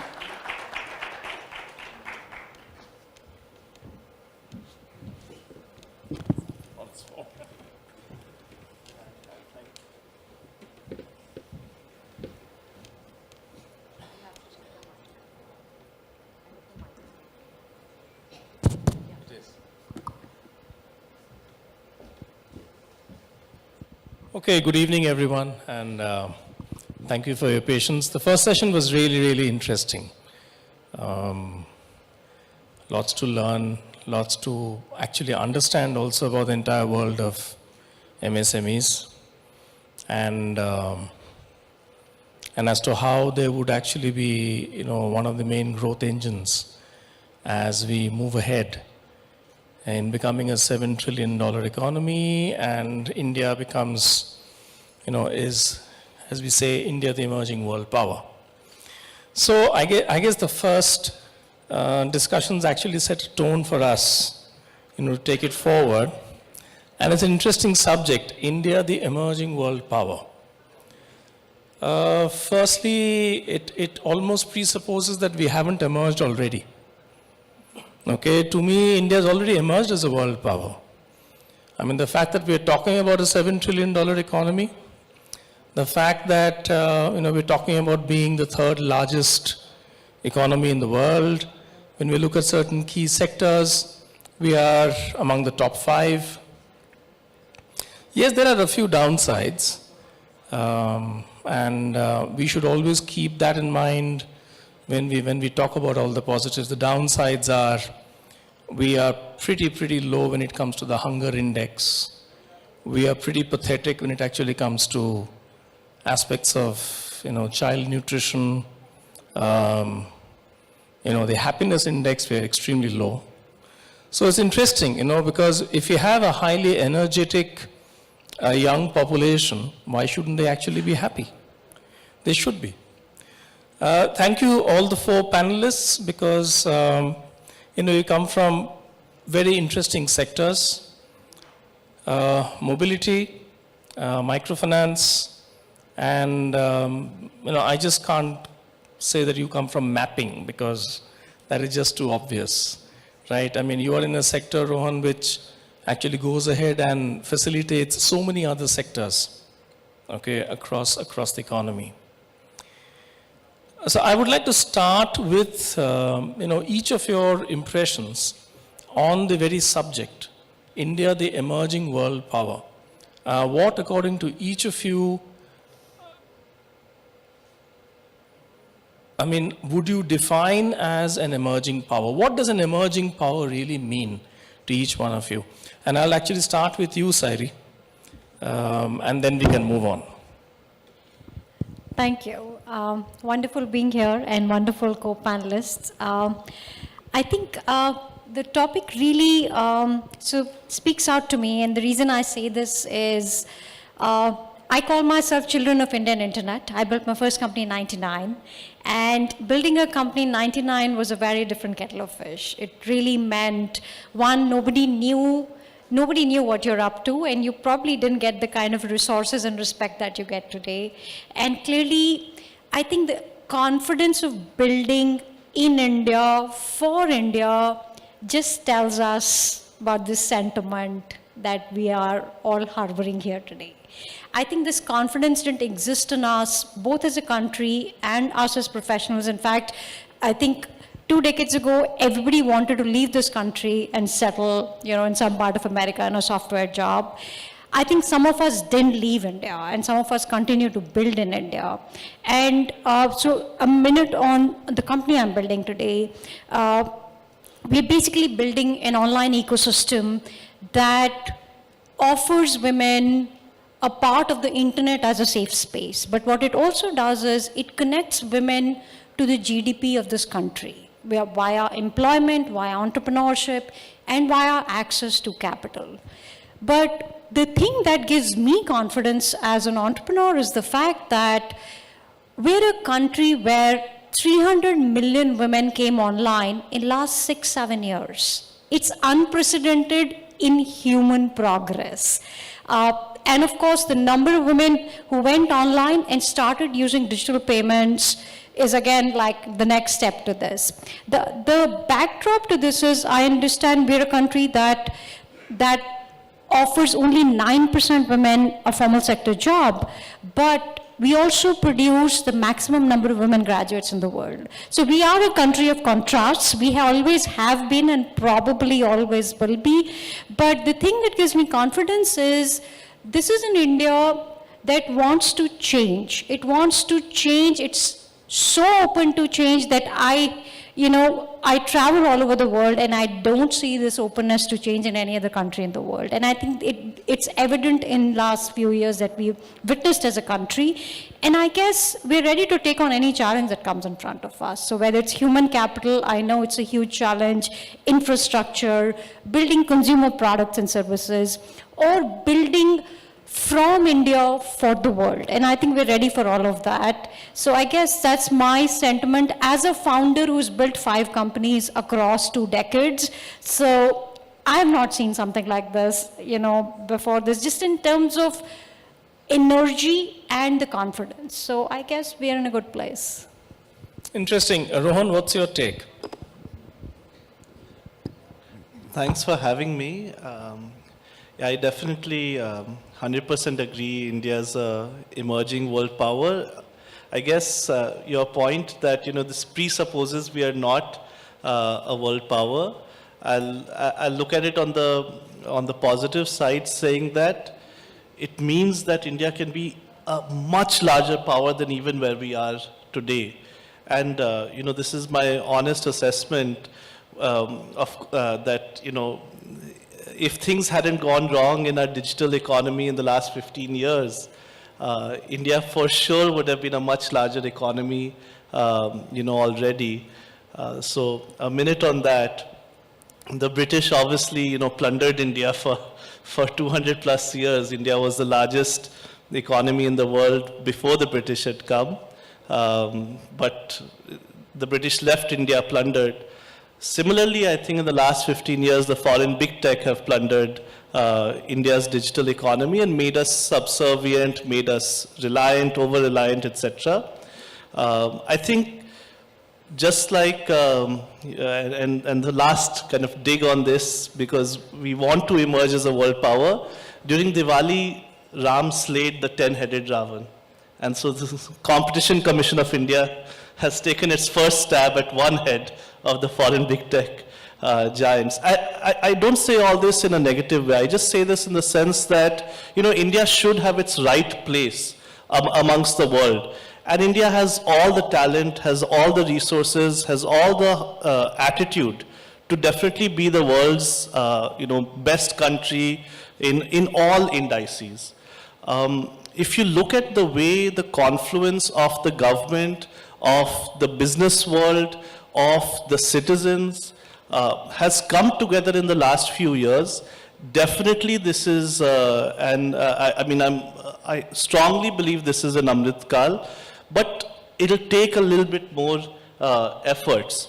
Whether in our foreign policy, where we kind of keep India's interests ahead, where in economy, we are talking about Atmanirbhar, both from a strategic point of view, where we believe we can make everything in India, the entire ecosystem can be indigenous. So this attempt to, without closing India to the rest of the world, the way China did, yet be fully independent when it comes to every part of the value chain, this is ambitious, and this says that, we do believe as a government, as a country, as businesses, as entrepreneurs, that we can do it. And MapMindia's efforts for the last 27 years, it was started on this premise by my parents. In fact, I'm so happy that there are 3 illustrious women co-panelists, because MapMindia is also founded by my mother. She's also a woman entrepreneur. My father, in fact, joined her, and then of course I came many, many years later. So the premise was that 80% of all data would have a location component to it in the future. every business, every government organization, every person for infinite use cases could benefit from digital maps, but digital maps needed to be built for the country because India did not have that infrastructure, and then deep tech products and platforms that enable applications of this across sectors needed to be built. And so what we have done over 27 years is do the R&D, forget the distorted market forces of big tech, but focus on building products and platforms that any use case that comes, whether it was this COVID crisis or whether for Indian defense or for BFSI, we as a company, MapIndia Mappers in this ecosystem can serve the country, serve the users, and partnering with the best of Indian government organizations. In our case, it is ISRO, the Indian Space Research Organization, with their Navik chipset, with their satellites in space, give India fully indigenous stack when it comes to geospatial. I think we've been able to serve enterprises well. They have also acknowledged and given us the appreciation, allowing us to go to IPO. Now it's the consumers that we want to go after. So anyhow, this is India's story and maybe MapIndia's story. Interesting take, Rohan. Before I come to you, Madhumita, you said something interesting, which was that the British looted us for 200 years. And yes, I mean, there's a lot of historical records of we being 24% of the world's GDP in the 1700s. It always takes two hands to clap. You allow yourself to be looted. And I'm reminded of, an interesting book by an English historian called Percival Spear, on Indian history, where he writes that after the Battle of Plassey, 25,000 soldiers of the English East India Company were marching into Murshidabad. And there were 3 lakh people lining the roads, showering them with rose petals. And then Dr. Percival Spear asks, imagine if those 3 lakh hands actually had stones and not roses. Okay? So it's like, so big tech has come and they've done things obviously for their own benefits, but we've allowed them. Also, possibly if the big tech was not allowed to come and do things, we wouldn't have learned as to how cartels, how mega corporations actually go out and do the wrong stuff. We wouldn't have been able to understand. Okay, and maybe it also helps us in building our own mega organizations, which at some time would try to go out and control others, control other economies. I'm reminded of the famous AHA song of the 1980s, which said everybody wants to rule the world at the end of the day. So coming to you, Madhumita, I mean, you run a very interesting new tech, new age, or let's say future tech organization. So in that context, what does India as the emerging world power really mean to you? Good evening, everyone, and thank you for having me here. So this Naya Bharat, brings a lot of things and the change we are seeing. Already we are seeing. First of all, I would put forward that India is a very diversified country, and it's not easy with so much of diversification to really move forward, right? A joint family moving forward and growing is not easy. But still, there is a lot of things coming together, and you see a lot of positive things, right? Starting from new policies, starting from we are in majority in the panel. So there are a lot of women entrepreneurs coming, a lot of startups coming, right? Now this is the startup nation. Now what from my sector or from what we are building, like we are an electric two-wheeler manufacturing company, from that angle, or I would rather say, India is going towards becoming a design and manufacturing hub. India is now progressing, or the shift from China, we are actually seeing that. So the dependency that is on China, that is gradually reducing and to a very big extent. There are startups, young, individuals taking those challenges to solve problem for Bharat. So that is a tremendous change. That is the transition India is going. And I think we are there. We are there, as I said, a joint family with so many, different thought process and thinking. It will take time. But yes, we are there. So I see India as moving towards becoming the design and manufacturing hub, maybe no dependency on any other country. So that's what I see as a Naya Bharat. Yeah. Thank you. Interesting. Yes, I mean, we always thrive on chaos. Now, coming to you, Pamela, especially given your background of being a regulator, okay, a tester, an auditor, and a regulator. For India to become an emerging world power,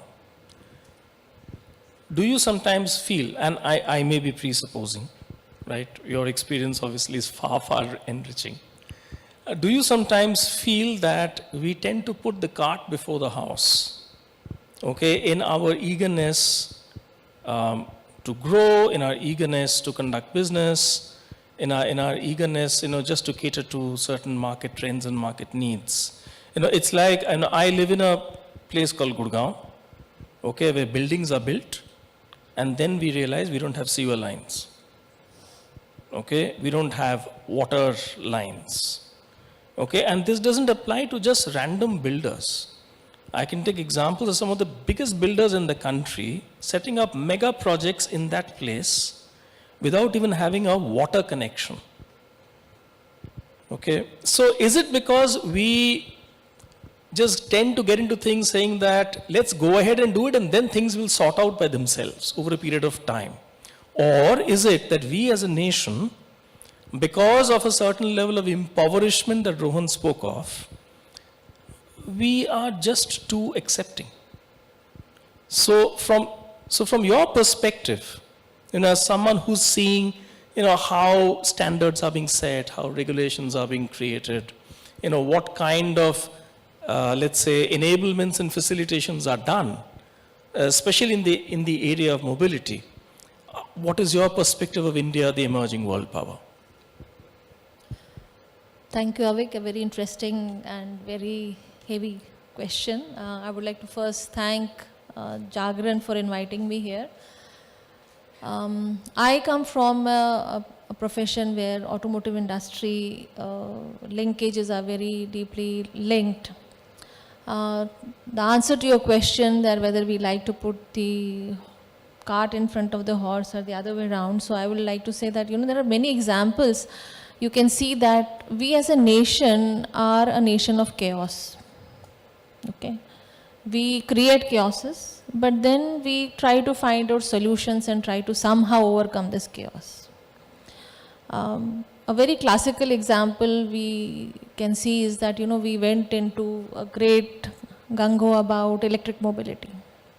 I'm sorry, there are some panelists who are from electric mobility here. So government went on, they gave subsidies, electric buses were launched and electric vehicles were launched. I was telling you a while back, way back when I was in an association of automotive industry, that time we had around 15, 20 two-wheeler manufacturers in the country. It amazed me that today we have around 550 two-wheeler manufacturers. So, and when you start looking into those vehicles, and I'm from regulation side and I certify those products, we are into a chaos. There are so many startups coming, there are so many manufacturers coming, everybody is trying to build up electric vehicle, everybody is trying to catch up the market. But at the end of the day, what are we doing? Are we creating a value-based system or value-based ecosystem here? No.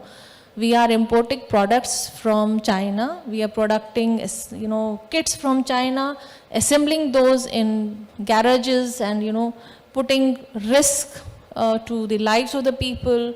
And I don't know, at the end of the day, how many of these manufacturers will survive? To be honest, it will not be more than 50 manufacturers who will ultimately survive. And everything has been done in last, I think, 4-5 years. And where is it as a country that we are heading to? You see that today the waiting time for automobile car delivery is around 9 months, 18 months, you know. Why? Because our dependency on semiconductors is so huge, because now when you were in the automobile manufacturing, that time the software and, you know, semiconductor content in a vehicle was what, 15-20%? So today is around 40%. So all that is being imported. We don't have local fabs available in India. We don't have semicon industry in India. And for so many years, India didn't do anything. Way back in 2001, 2002, when China was opening up, the gap between India and China was not large in terms of technology and manufacturing capability. But the Chinese government really made a very, very dedicated effort to create large infrastructure. If you go to China, you will find so many manufacturing facilities, so many R&D facilities. They invested in creating that ecosystem, which India didn't do that time. We are doing it now. So the PLI schemes and creating of, you know, different initiatives under Atmanirbhar Bharat is a step towards that. But we still are not there yet. We have been a manufacturing country. We have been exporting a lot of products, especially automotive products, to rest of the world. But are we creating a value-based product in India? No. We are getting designs from other countries. We are mass producing here. So we have been a manufacturing country for last 20 years, but we have not been a value-based country. When will we start designing products in India? It's still a question. We still don't have core research and development capabilities in countries. We still depend on German technologies and Japanese technologies when it comes to technology products. It's pity that, you know, a lot of Indian technocrats are working in R&D centers in India, creating that value system for, you know, OEMs who are outside India. But we don't have an inherent ecosystem for our own domestic consumption. It is changing. It is not that it is not changing, but the change is slow. It will take time. So we have to transition from a mass production base, a run-of-the-mill kind of product development or product manufacturing to really core technology-oriented product manufacturing country.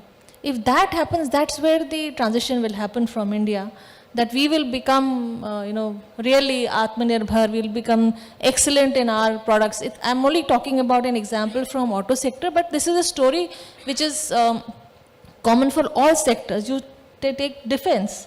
Now government is investing in creating an ecosystem for localization of defense. I'll tell you an example that there was a project wherein we had to do some improvement in one of the defense engines. And we took that challenge as do it.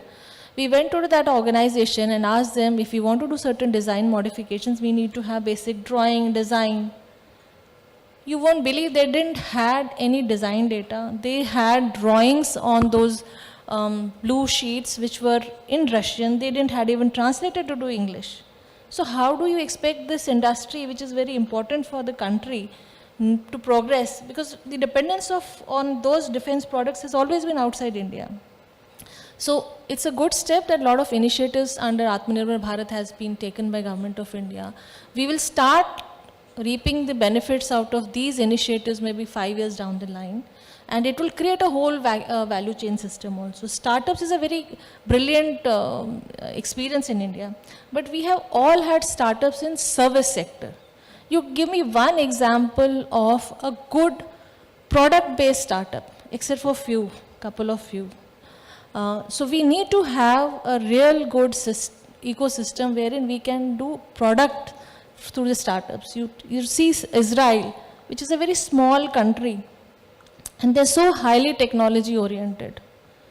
And they have such interesting ecosystem for enabling startups to develop. I don't think we have that here.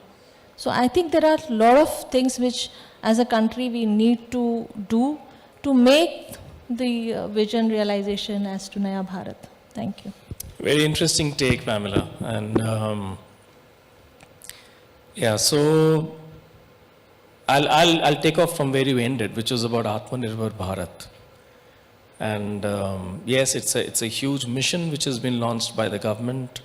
And there's a huge amount of, I would say, there's a huge amount of emotion mixed with the rationality of what the mission is all about, because self-sufficiency has always been, one of the war cries of the Indian government right since 1947. I mean, today we call it Atmanirbhar, but all of you who are as old as I am would remember that, we used to always talk about self-sufficiency. We want to be a self-sufficient country. We want to be a self-reliant country. Okay, now this Atmanirbhar, Atmanirbhar in today's context, I would like to understand from each one of you, again starting with you, Sari, as to what according to you really is India becoming Atmanirbhar? Is it about we doing everything? Because I'm a bit confused, very, very frankly. Is it about we doing everything or we being capable enough to do everything if required? Are we going to become insular like the way China was at a certain point of time? Or will it actually lead to us becoming more global? What's your take? So here's what I think about it. I think one, we know we're a large country. We are probably going to the world's most populated country, in a few weeks, if the numbers are correct. We are obviously very diverse. We've always been diverse, and I don't think that's going to fundamentally change. I think the road to being self-reliant really starts with believing in yourself. And I think for the first time, India is really believing in itself, in a major way. Whether you look at our cricket team, or whether you look at our software companies, or whether you look at product companies from India or consumer companies from India. And I know we are not perfect. We have huge gaps in production. We have huge gaps in resource allocation. We have huge gaps in human capital. I think when I look at the idea of an emerging superpower, I think about broadly three things. One is our human capital. It's our core asset. And I think investing in our people and making sure opportunities get more and more distributed is one way to look at it. So when I hear about projects that are, let's say, small town India projects, or that say that every mission that's important to this country reaches every part of this country, I think it makes a lot of sense personally to me. Second, I know that today as a country, we don't have a gender policy. I know that as a country, like very simple example, I work with women across this country. We run a platform for 25 million women, and we don't have a ministry we can go to. So the women's ministry is largely women's or child health ministry. So it's really not about women's contribution to GDP ministry. It's not skills, it's not commerce, it's nothing. Which means we're leaving 50% of our population really behind in every which way. They're not connected to the financial mainstream as they should. For a country that produces the most number of women graduates, we are saying 50% of our most capable people are not part of this. So to me, that's really like a big agenda, and obviously it's personal, it's the space I've spent a decade working. And thirdly, I would think that we are not going to be insular. In fact, a lot of India's success is going to come from build from India for the world. We've seen 2 decades of this with outsourcing. They're some of our finest successes, but we're also moving to the next level when it comes to that. So for the first time, we are saying we're not going to just export services, we're going to export products. Our Zoho is going to go to Silicon Valley and be one of the most competitive products. A Freshta is going to be an equally capable product. We are seeing the same thing in renewables, right? So whether it's mobility or battery and a lot of this. And I think because we are a populated resource poor country, we're trying to attack what we can attract first, right? So as an entrepreneur, I may be very passionate about something that needs manufacturing, but I know I'm very unlikely to succeed there in the first 10 years of my life as a company. So I'm very likely to go build software because my ability to control outcomes changes exponentially. And we, again, human capital plays in. We have talent here, we have global talent here, we've got the wherewithal to make that happen. And I think a lot of young Indians are doing precisely that.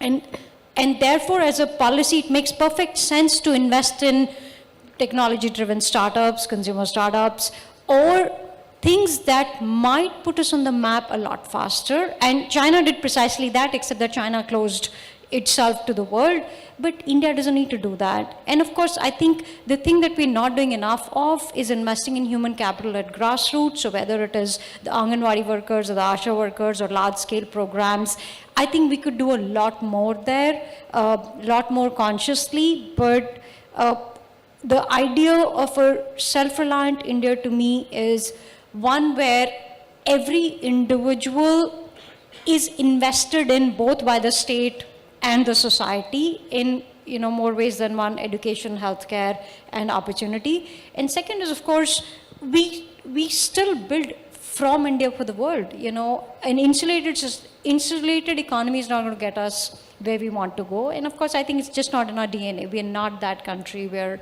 not that civilization in the first place. Yeah, interesting take, especially the one on how we actually capitalize on constraints. Okay, and then go about finding excellence. Rohan, your take on Atmanirbhar? Yeah, I think at the core of it, it essentially boils down to kind of resilient supply chains. I'm using the economic term for it because we've seen enough examples of kind of dislocations in this world economy. So simply put, Atmanirbhar in my mind means, at a minimum it means that we are capable of, doing everything on our own in case of a world-changing event where, like vaccines. I'm so happy we were self-resilient. God knows what devastation would have happened if not for the pharma industry. It's unimaginable what would have happened to India. So I think that should be a pretty stark reason why we should be pretty clear that we need to be self-reliant in many core sectors. I think the second thing is basically you can't have a resilient supply chain or a self-sufficiency if you don't use your own indigenous products and platforms. It may not sound interesting, or the way that we've been thinking of it in the last 20-30 years about globalization and the world being flat, etc. Honestly, these are things that the West propagated because they wanted to enter our markets. So obviously every country should give home advantage to their companies, because no other country is going to give you that. It makes no logical sense to for Japan to give a non-Japanese company a home advantage, or Korea or the US, and frankly they don't do that. So what is this like overtly being benign that India has been doing? I mean, India as a civilization is not imperialistic, so it's not like we will go and conquer the world. We will support the world.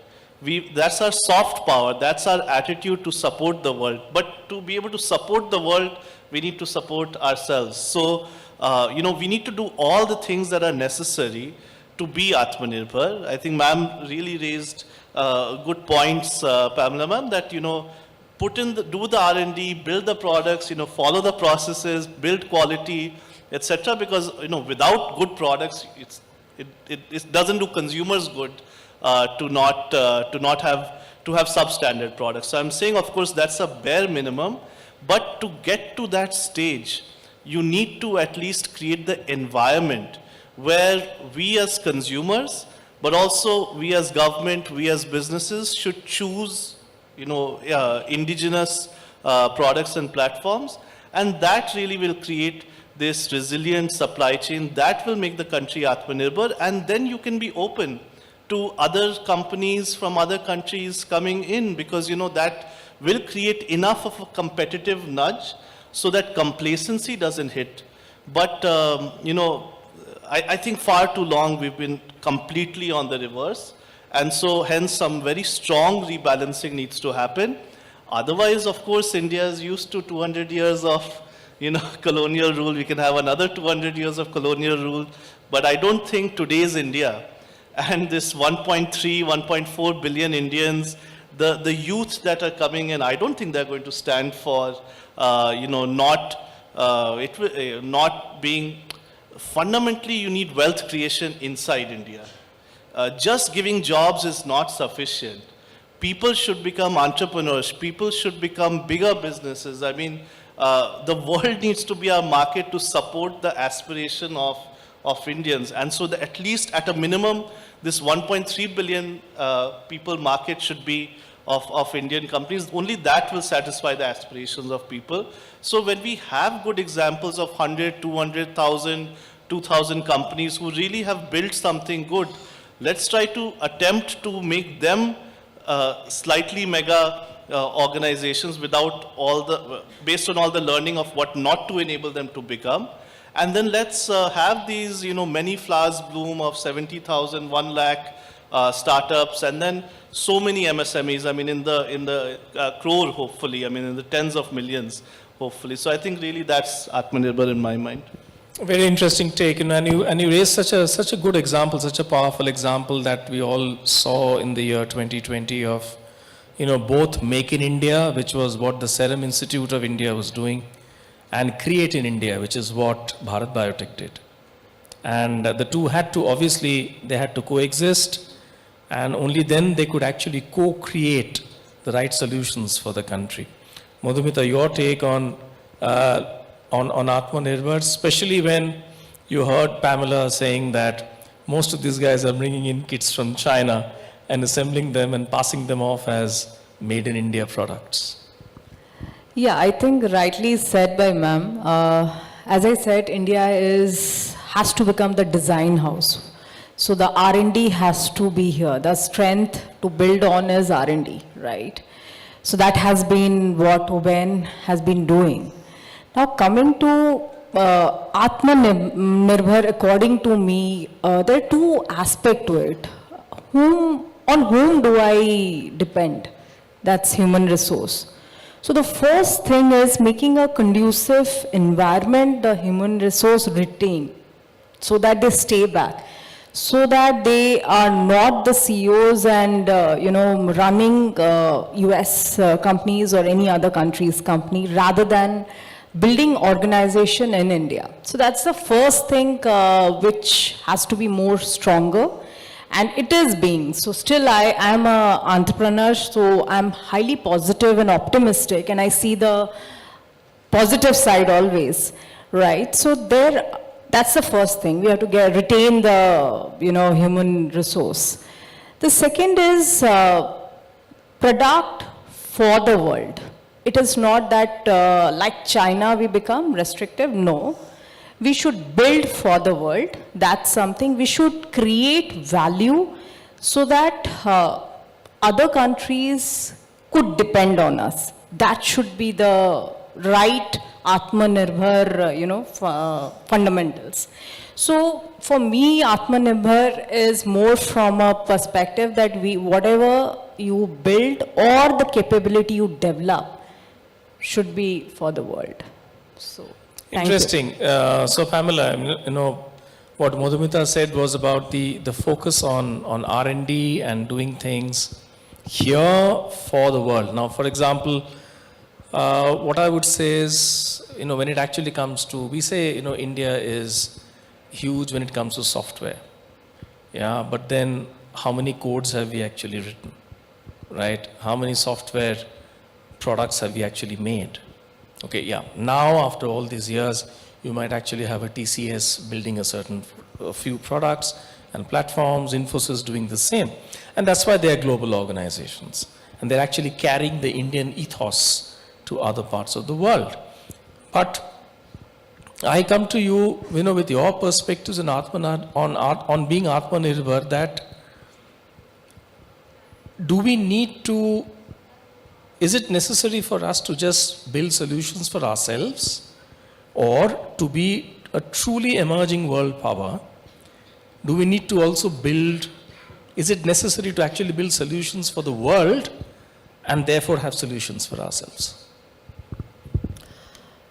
See, Atmanirbharta has basically three major components which I think is very important as a country we should focus on. One is to create, rightly said, human resource. We are churning out, I think, millions of engineers. But what is the quality of an engineer we create? So we need to create good quality engineers and technocrats in the country. So we need a major revamp of our education system, which churns out technocrats, scientists and all. Because the curriculum that my father studied, the same curriculum I study, the same curriculum is the current engineer also studying. So there has been no change in the curriculum in the colleges. So how do you expect those boys who come out of the colleges to develop technology?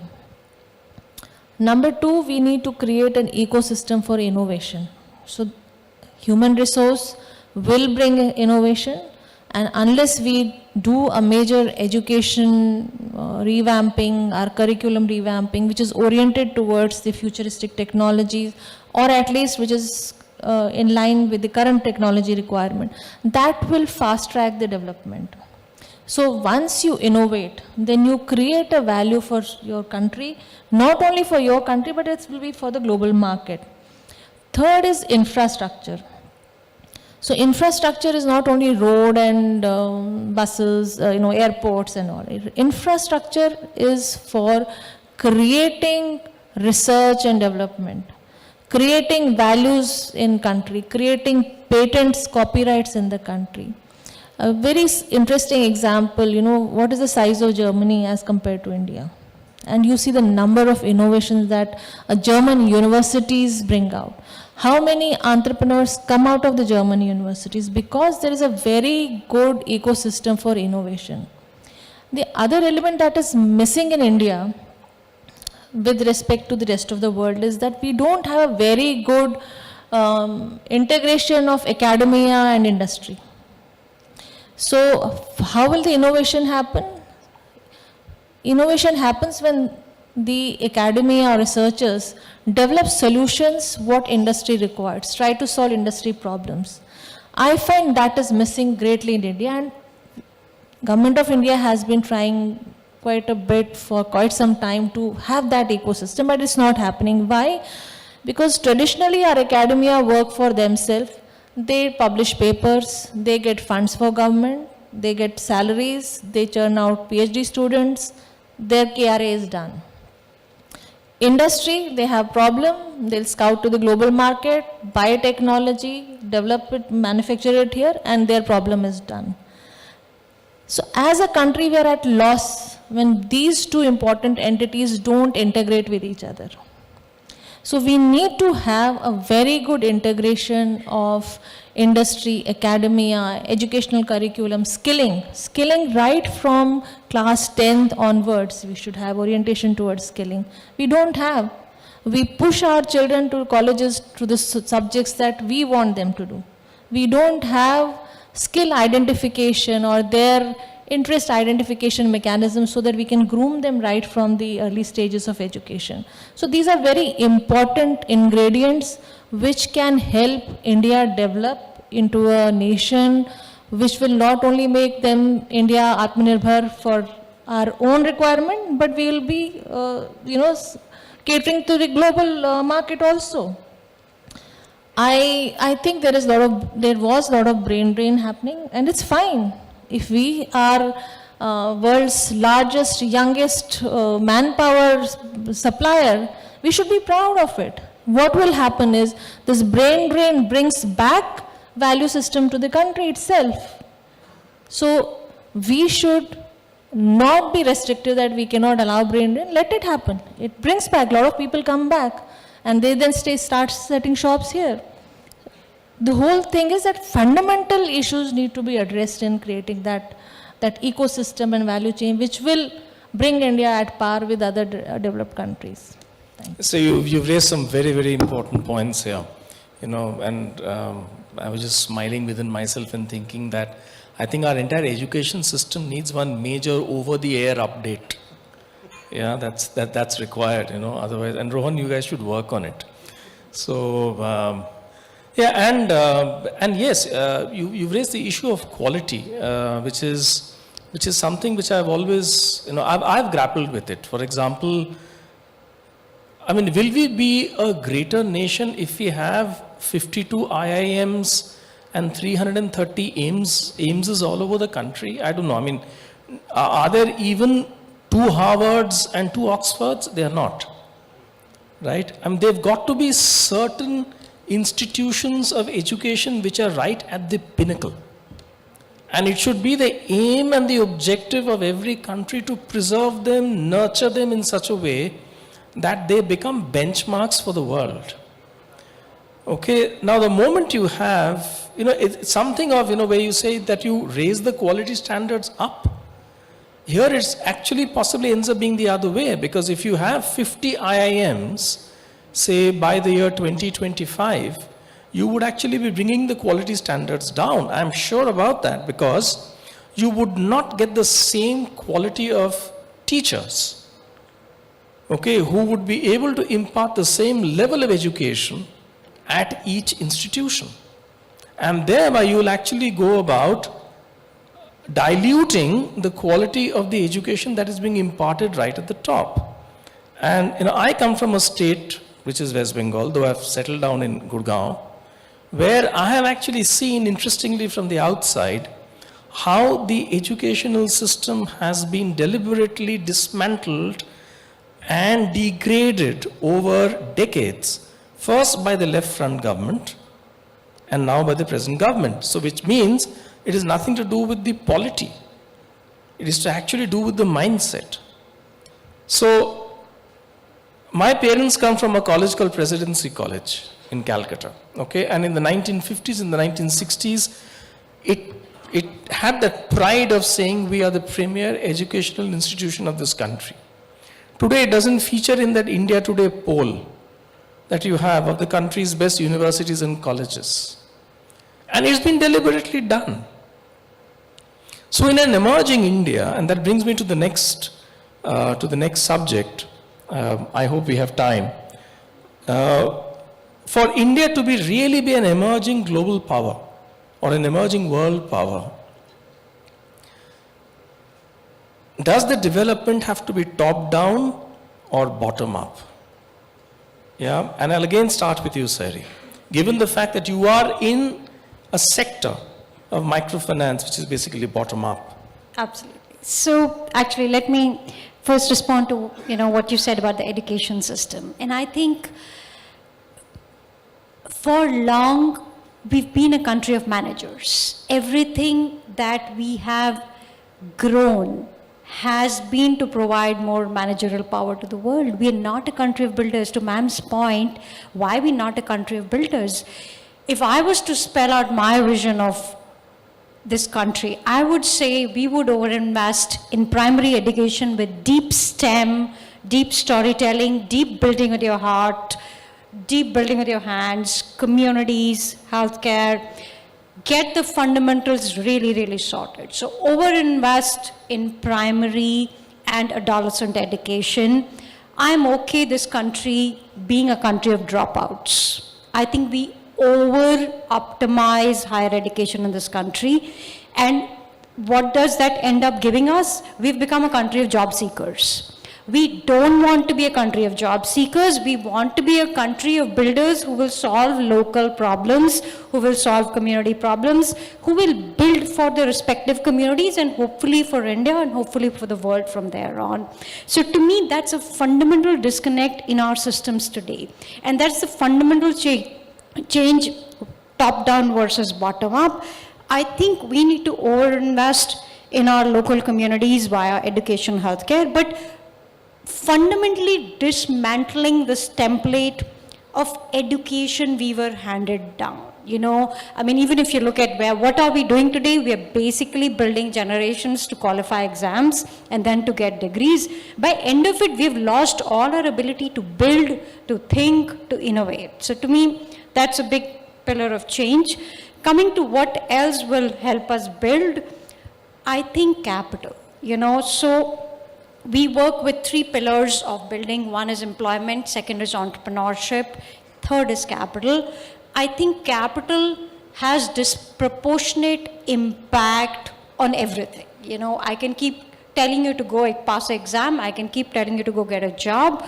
I may even teach you how to be an entrepreneur or incubate you. But if you look at where all innovation has happened, ma'am cited Israel, we know Silicon Valley, we know models that have emerged, you know, manufacturing hubs. They've all emerged because they had access to capital. Capital is the biggest lubricant of social, economic, political change. And I think as a country, we need to overinvest in that. At least in our line of work, that's what we are doing.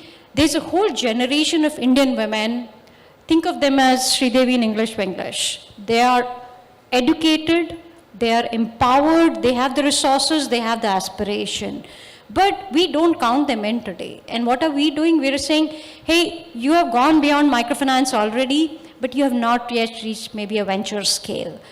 Can we put more capital in hands of these women? You know what?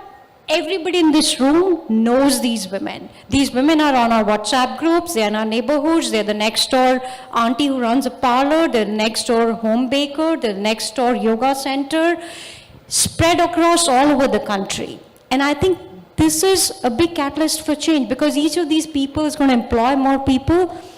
They're going to create greater parity, and some of these businesses will become the next level businesses. Some of them will become unicorns, some of them will go global. And we've had some amazing brands that have come out like this, the Ritu Kumars of the world, the Blossom Coaches of the world.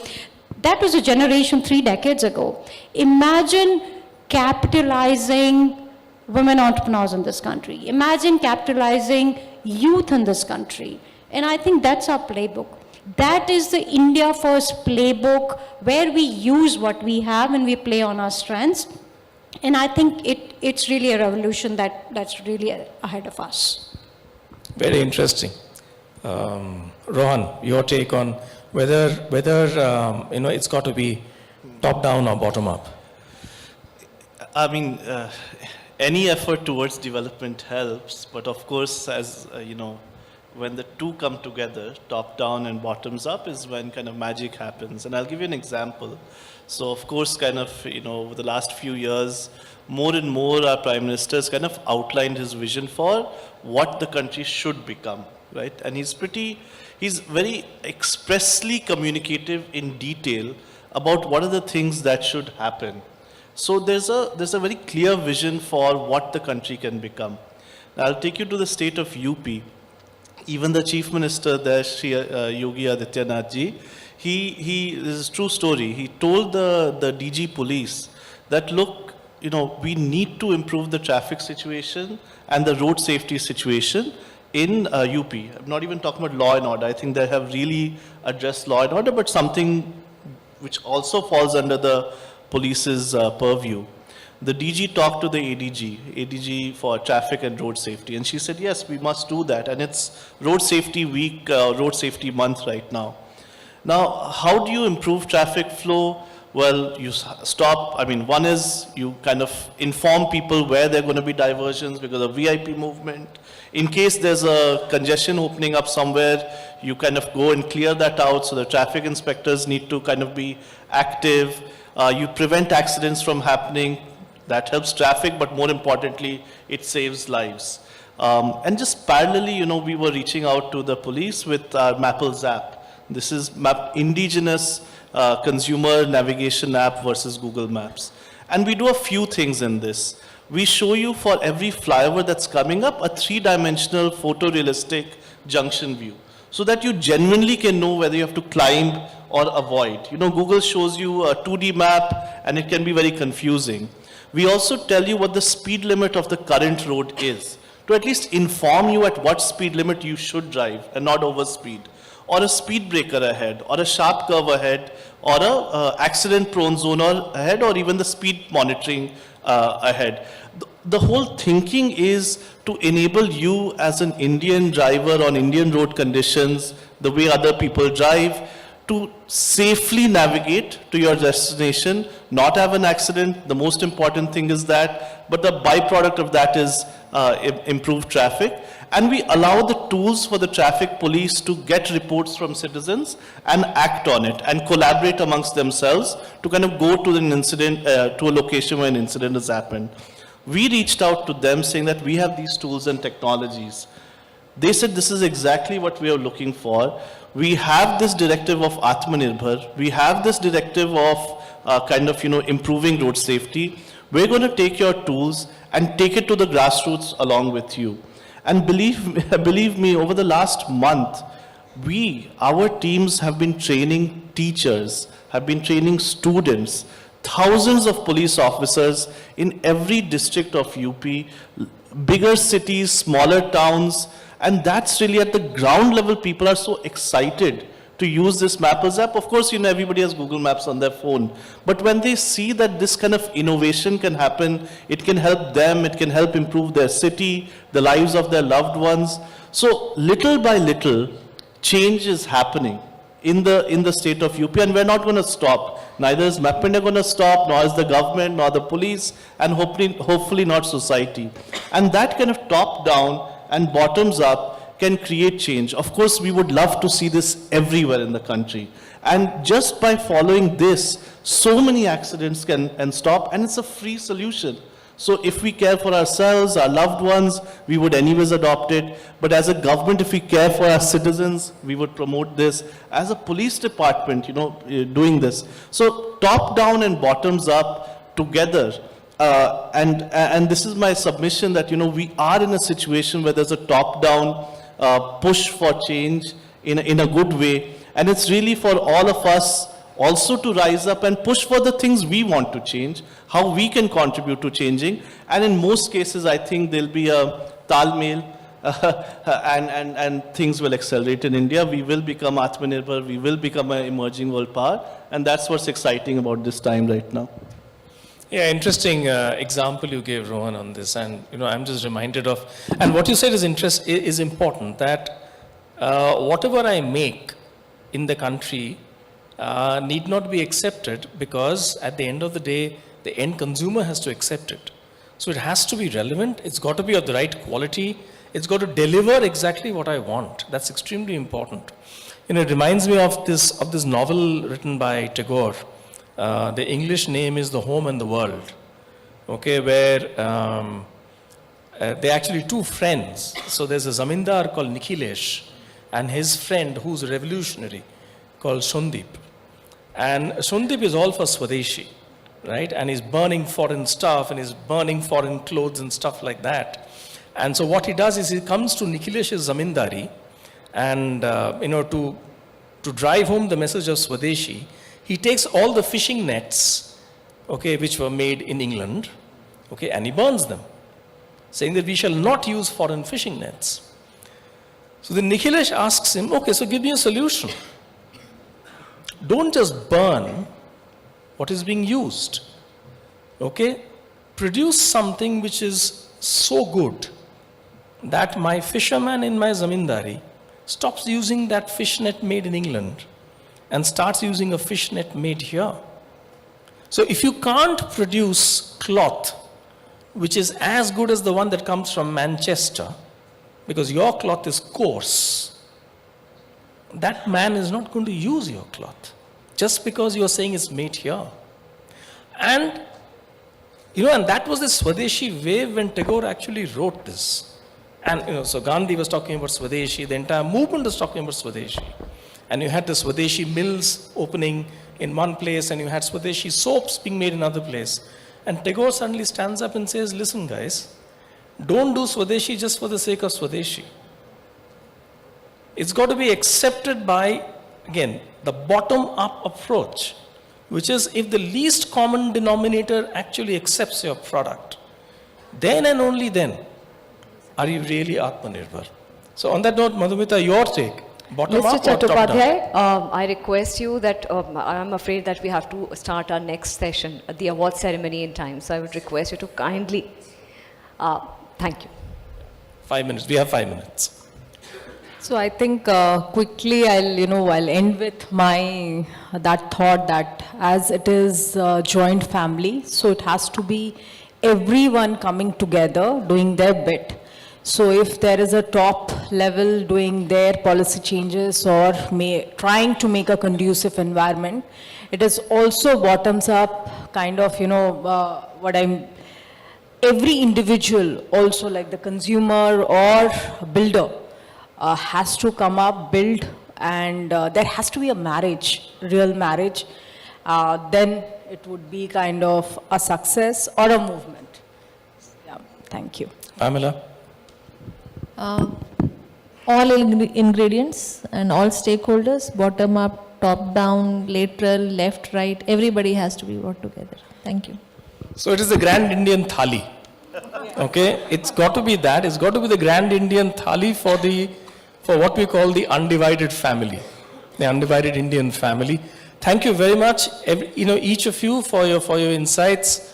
What I carry back is that we need to be a nation of builders.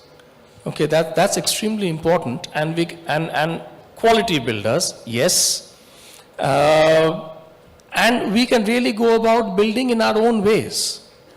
While yes, all of us would love to be entrepreneurs and have our own setups, but then if each of us ends up being an entrepreneur, whom would we employ?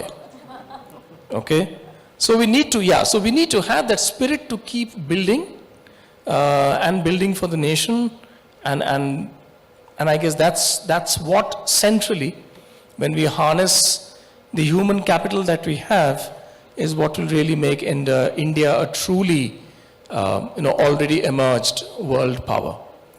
Thank you very much once again for your insights. Thank you everyone for your patience of sitting through all this.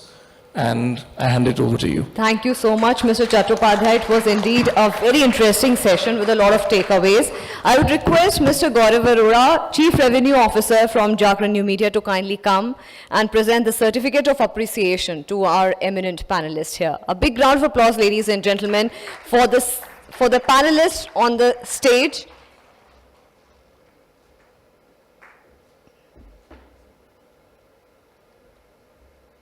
I would request Mr. Rohan Verma to kindly come forward and accept the certificate of appreciation.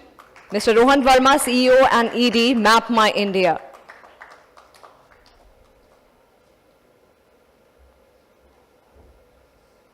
Ms. Sairi Chehel, CEO and founder, Shiros and Mahila Money.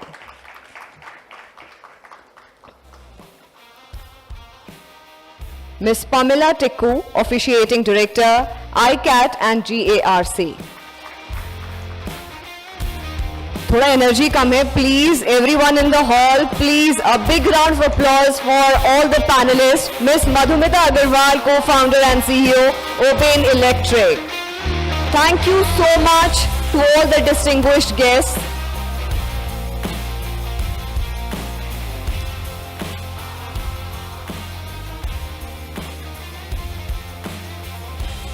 And thank you so much, Mr. Gaurav Arora, for gracing the occasion. And ladies and gentlemen, with this, we'll disperse for a short tea break here. I request you all to kindly assemble back in 30 minutes as we have to start the much-awaited awards ceremony in time. Thank you so much, everyone.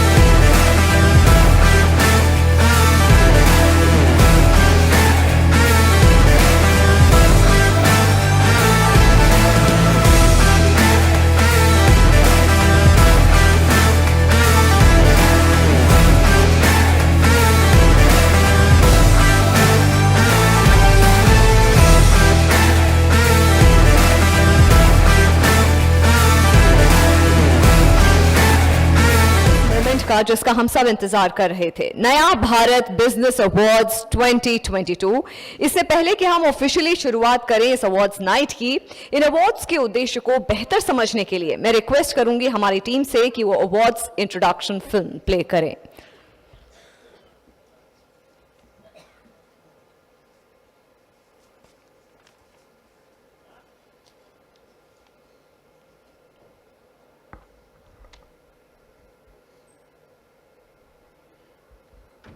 Jagran new media स्वागत करता है आपका नया Bharat business conclave and awards के दूसरे संस्करण में। आजादी के 75 साल बाद भारत आत्मनिर्भर होने की ओर अग्रसर है। देश की इकोनॉमी $3 ट्रिलियन से $5 ट्रिलियन की तरफ अपने कदम बढ़ा चुकी है।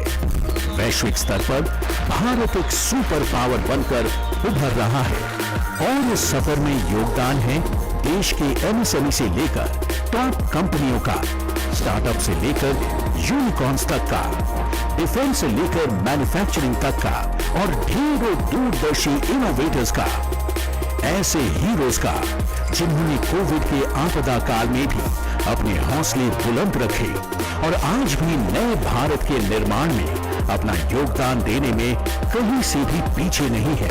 वो लोग जिन्होंने वक्त के आगे का सोचा और इस नए भारत की जरूरतों को समझा। जागरण न्यू मीडिया सलाम करता है ऐसे ही विजनरीज को। नया Bharat business conclave and awards 2022 के मंच पर हमारा उद्देश्य है उन्हीं स्टार्टअप्स और इनोवेटर्स को सम्मानित करना और पैनल डिस्कशंस, प्रेजेंटेशंस और इंटरैक्शंस की मदद से उन्हें एक ऐसा इकोसिस्टम दिलाना जहां वो अपने विचारों को सही लोगों तक पहुंचा सके और भारत के नव निर्माण के लिए साथ मिलकर प्रयास कर सके।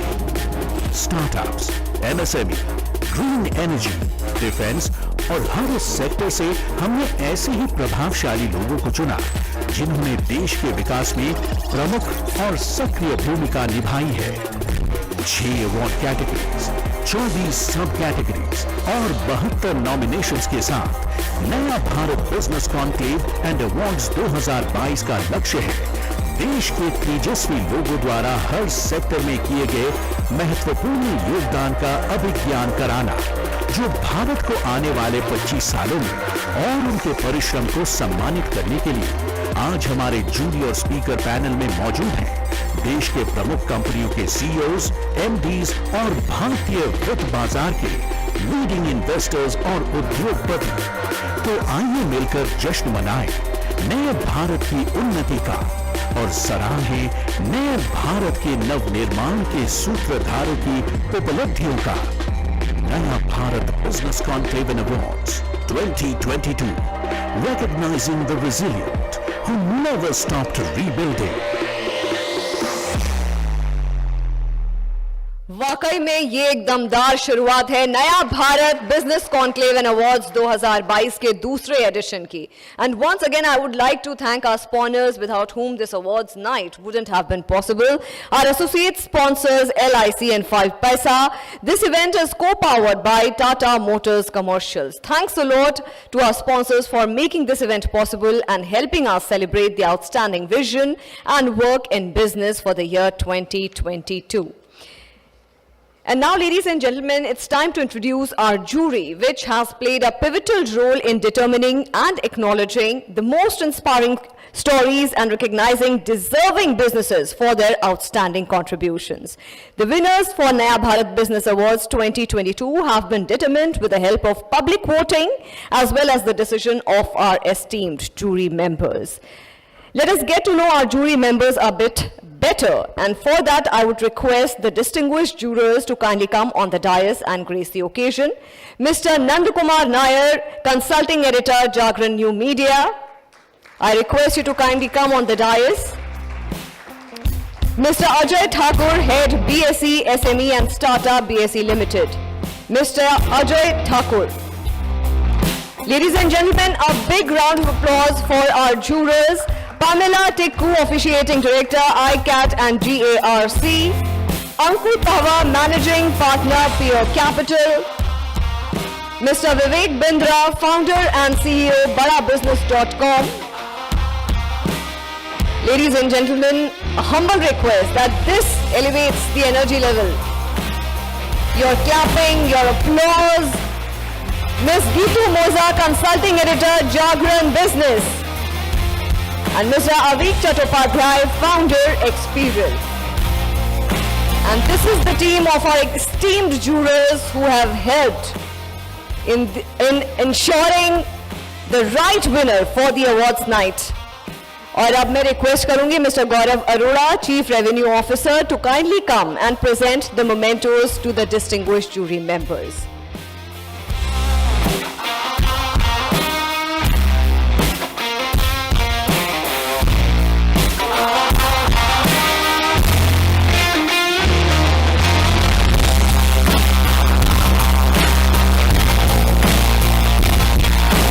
Mr. Ajay Thakur, Head BSc SME and Startup BSc Limited.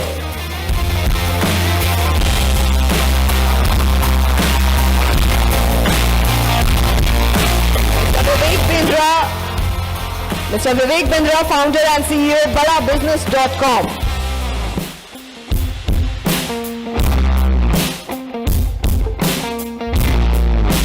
Mr. Nandakumar Nair, consulting editor for Jagran New Media.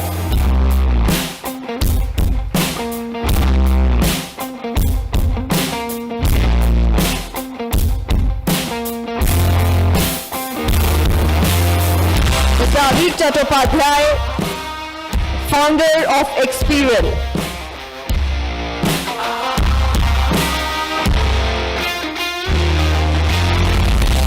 Ms. Geetu Moza, consulting editor for Jagran Business.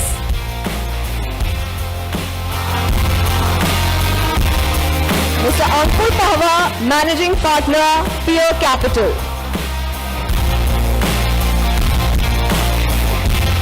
Ms. Pamela Tikku, officiating director, ICAT and GARC. I request you all to kindly come forward for a group picture.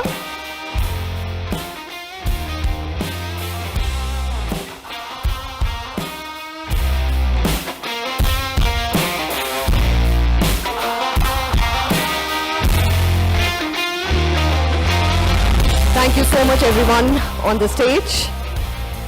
And अब वक्त आ गया है जिसका हम सभी बड़ी patience से काफी देर से इंतजार कर रहे थे, दी अवार्ड सेरेमनी. हमारी पहली कैटेगरी है MSME. MSME की जब बात करते हैं, then India is poised to become the factory to the world, and MSMEs have been contributing significantly to the expansion of entrepreneurial endeavors through business innovations.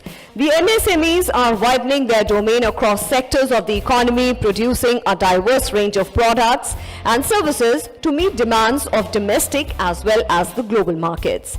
In India, there are 63 million MSMEs employing over 110 million people. To become a $5 trillion economy, the MSME sector will play a very crucial role.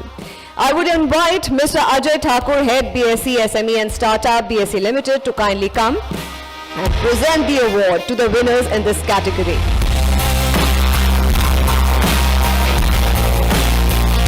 And the first subcategory under MSME is the Best Manufacturing Company Exports. And the winner is Privest Denpro Limited.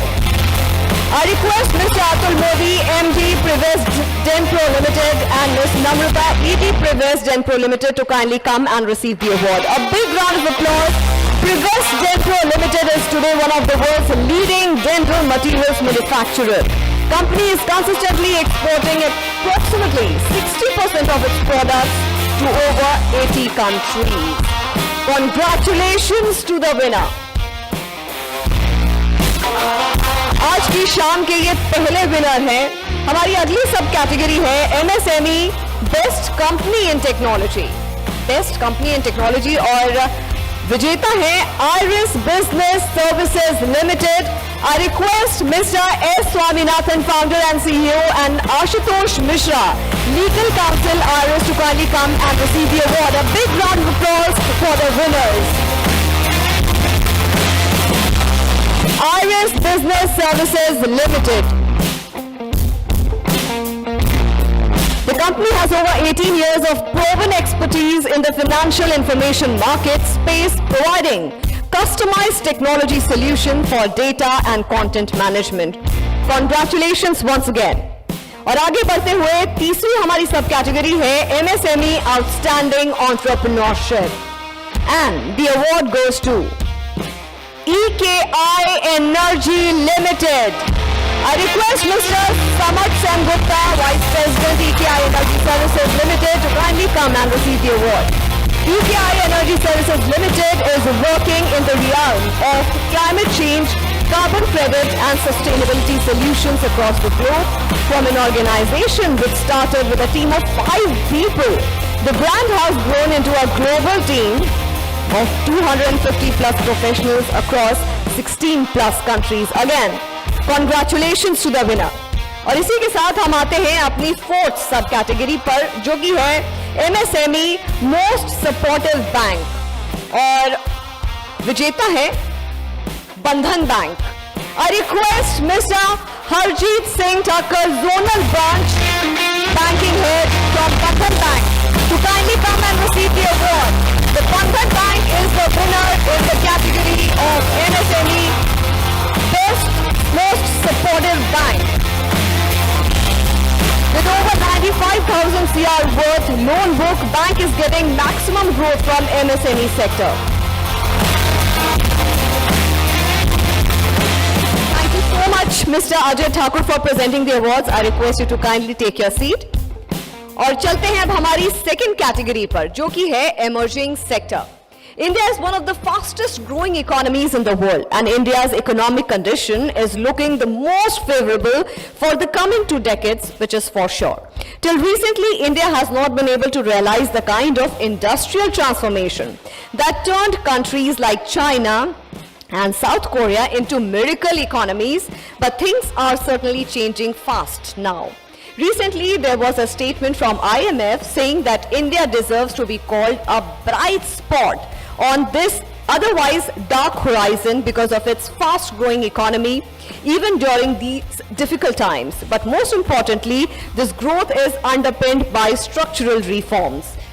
And now, ladies and gentlemen, I would request Mr. Vivek Bindra, founder of Jagran Business, to kindly come and present the award in this category.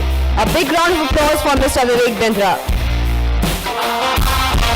और हमारी पहली subcategory under the emerging sector है best defence company in tech, और winner है MapmyIndia. I request mister Rohan Verma, CEO from MapmyIndia, to kindly come and receive the award.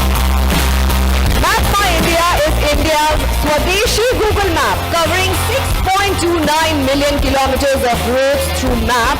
Company is into drone technologies also and going global now in this space.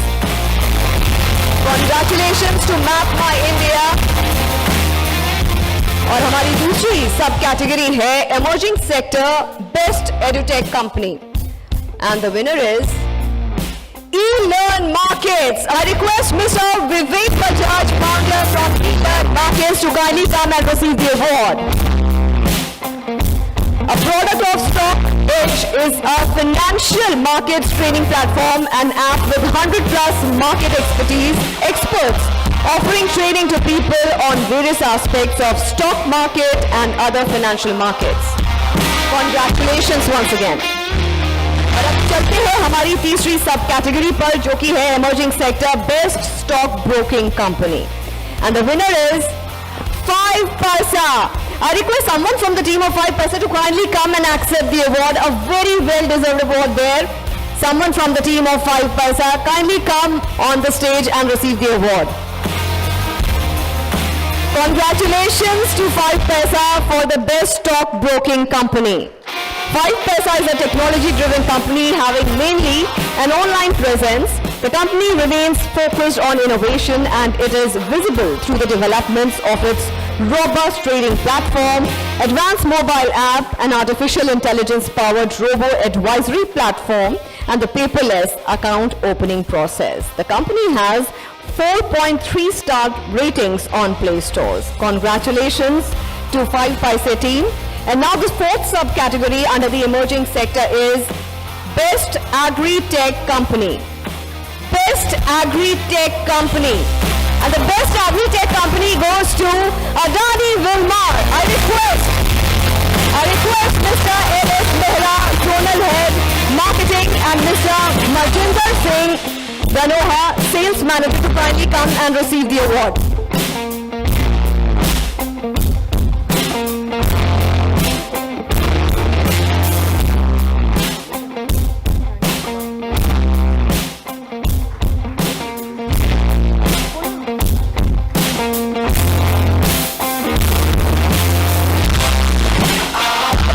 I would request you to kindly stay back as our consulting editor, Mr. Anand Kumar Nair, has some very inquisitive questions for you. Vivek sir, आपको सुनने के लिए दुनिया बेकरार रहती है और ये मौका है जब आप हमारे सामने मौजूद हैं, तो ऐसे आसानी से तो जाने दे नहीं सकते. And this is a celebration of dreamers, achievers and visioners, those visionaries who are making India proud. Bharat को अगले 25 साल में, क्योंकि आपने इस वक्त एक पूरी फ्लीट है जो आपने भी तैयार करी है, टियर 2, टियर 3 सिटीज़ में आप जिस तरह से लोगों को बढ़ावा दे रहे हैं, आगे बढ़ा रहे हैं, वो सही में काबिल तारीफ है. क्या लगता है अगले 25 साल में इंडिया में जो अरबपतियों की संख्या है वो डबल होने वाली है? धन्यवाद, थैंक यू. मैं ये कहूँगा कि 4 चीज़ें किसी भी इकोनॉमी को ग्रो करने के लिए बहुत महत्वपूर्ण है. पहली चीज़ जो बहुत महत्वपूर्ण है वो है प्रोपेंसिटी टू कंज्यूम. हमारे देश में चाइना जैसा माहौल नहीं है. प्रोपेंसिटी टू कंज्यूम बहुत स्ट्रांग है. यहाँ किसी को किसी का डर नहीं है. जितना डर चाइना में है लोगों को, उतना डर हमारे भारत में नहीं है. People can easily choose their choices, they can spend. Second thing which is important is population. Population is to our advantage. अच्छी पॉपुलेशन है, बढ़ रही है. जर्मनी और जापान अगले एक जनरेशन के अंदर उनका नेटिव पॉपुलेशन हाफ रह जाएगा. और जहां पे भी पॉपुलेशन का ग्रोथ रेट 2 से ऊपर है, वहां पॉपुलेशन अच्छा चल रहा है. तो दूसरा चीज भी बहुत महत्वपूर्ण है. तीसरा चीज जो किसी भी इकोनॉमी को ग्रो करने के लिए बहुत महत्वपूर्ण है, पॉपुलेशन के अलावा, वो है एंटरप्रेन्योरशिप. एंटरप्रेन्योरशिप हमारे देश में रीजनल एंटरप्रेन्योरशिप बहुत स्ट्रांग है. एंटरप्रेन्योरशिप पुराना है, स्केल नया है, तो एंटरप्रेन्योरशिप चल रहा है. और चौथा है इनोवेशन. उसमें मैं 1 में से हमारे देश को आधा नंबर देना चाहूंगा. तो 4 में से हमारे देश को 3.5 नंबर मिलते हैं. और जब 3.5 नंबर मिलते हैं तो आज मॉर्निंग का भी रिपोर्ट यह कहता है कि भारत अगले 5 सालों के अंदर दुनिया की तीसरी सबसे बड़ी इकोनॉमी बनने जा रहा है, जर्मनी और जापान को पीछे छोड़ते हुए. मॉर्गन स्टैनले की रिपोर्ट जैसे कि कहती है कि अगला 2027 होगा, जापान और जर्मनी को पीछे छोड़ते हुए हम तीसरी सबसे बड़ी इकोनॉमी होंगे. And this is something that we should all be happy about. This is something all the innovators here sitting with us and celebrating these dreamers and achievers. So congratulations to all जो यहाँ पर आए, and thank you for making India proud this way. Thank you very much, and thank you Vivek sir for sharing your thoughts. Thank you. Shukriya. Thank you so much Sam, and thank you so much Vivek ji.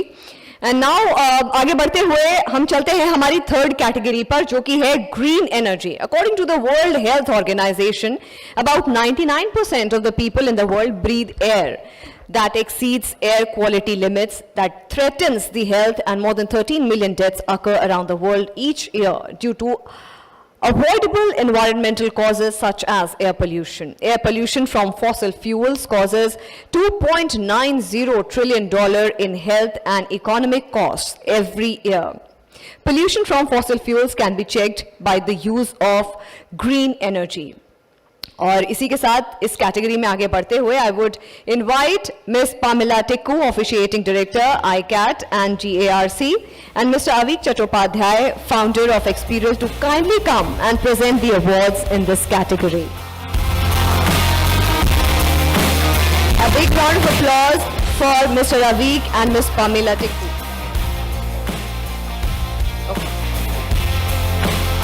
और अब हमारी first category under green energy है best company in carbon reduction. Again, a very important category, subcategory in the category of green energy.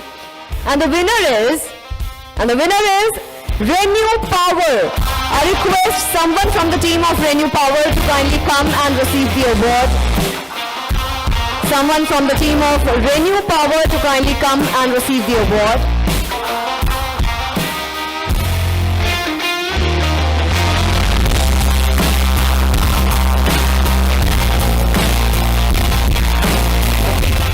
Well, I'm afraid that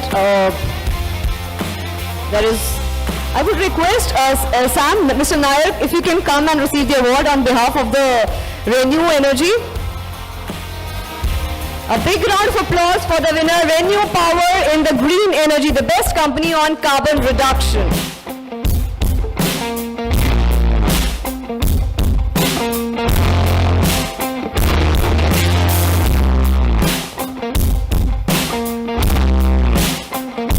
Congratulations to Renew Power. And moving ahead, the second subcategory under the green energy is the best company in sustainable energy from waste model. And the award goes to Ganesha Ecosphere. I request Mr. B.P. Sultania, Joint President, to kindly come and receive the award. A big round of applause for Ganesha Ecosphere. It has emerged as one of the leading recycling PET fiber manufacturers in India. The company has recycled over 45 billion PET bottles in the last 1 decade. And it has saved 60 lakh cubic yards of landfill space. Congratulations to Ganesha Ecosphere.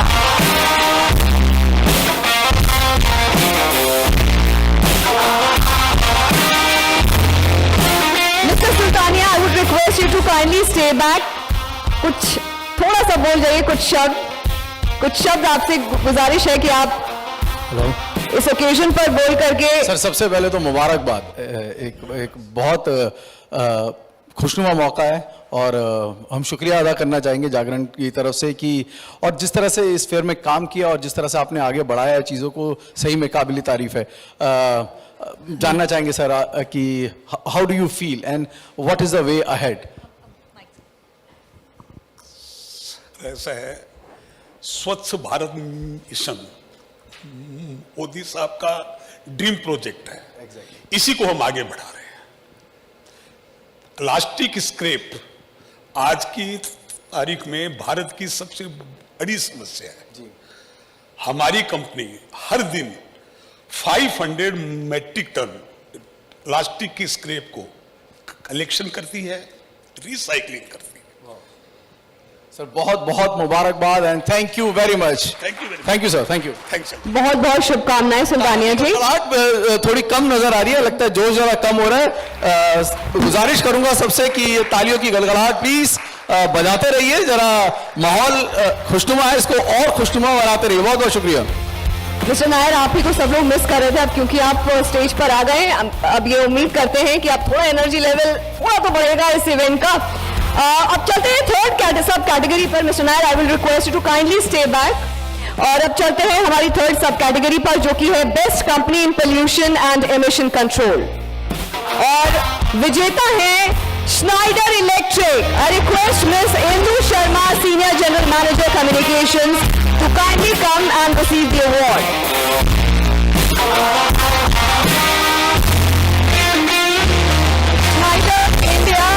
Schneider Electric manufactures power transformers, switch gears. It has built technologies on eco structure, harnessing the power of digitization.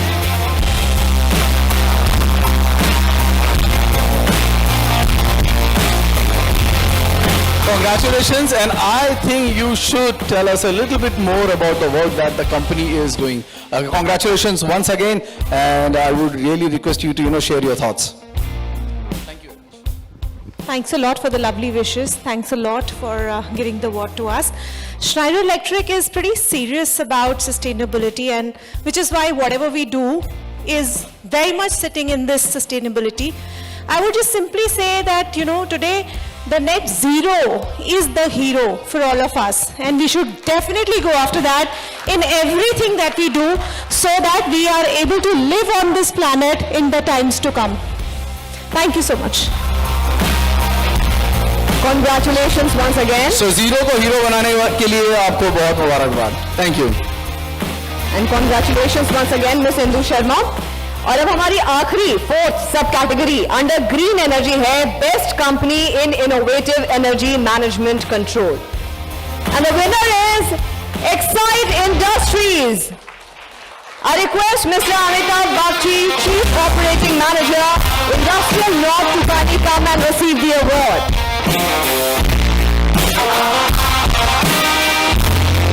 Excite, being the market leader in India for more than 70 years, offers complete renewable energy solutions to meet the application demand. Amitabh sir निकल रहे हैं बहुत तेजी से. 70 साल हो गए हैं, आप मार्केट लीडर बने हुए हैं. कम से कम ये राज बताते हुए चली जाइए कि आखिर मार्केट लीडर बने रहने में ये सफलता कैसे मिल रही है. It's actually 75 years. So we were born the same year that independent India was born. So along with the rest of India, we are celebrating 75 years this year. And we have been very protective about all our stakeholders, and we will continue to do that. And one thing I can promise, we will make this world a much greener place for us and for our generations to come in future. Thanks. So 3 cheers to clean green future. Well, thank you so much, Ms. Pamela Thakur, for gracing the occasion. I request you to kindly have your seat.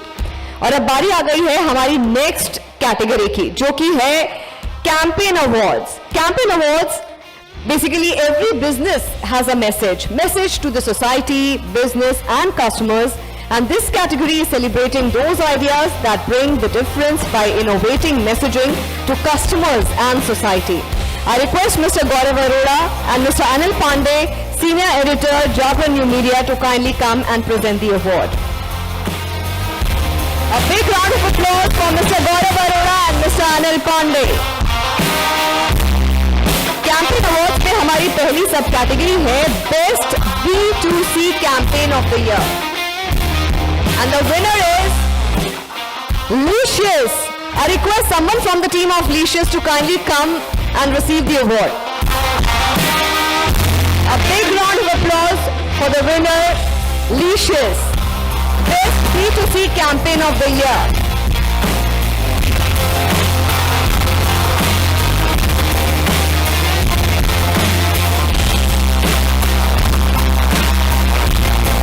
Message to the society, business and customers. This category celebrates the ideas which bring a difference by innovative messaging to customers and society.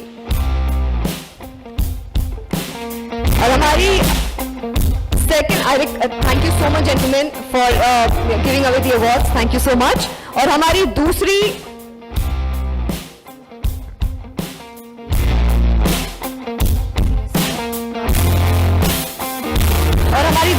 सब category, ladies and gentleman, campaign awards best CSR campaign of the year. Companies that believe in giving to society and making this world a better place to live in. I would request Mr. Vishal Verma, Vice President, Head of Direct Sales, Jagran New Media, and Mr. Jatin Gandhi, Executive Editor, JNN, to kindly come and give away the award. And the winner in this category is Hyundai India for their Be the Better Guy campaign. I request Mr. Ravi Sharma, National Head Corporate Communications, Hyundai Motor India, and Mr. S.S. Hong, Group Head Corporate Affairs, Hyundai Motors India, to kindly receive the award.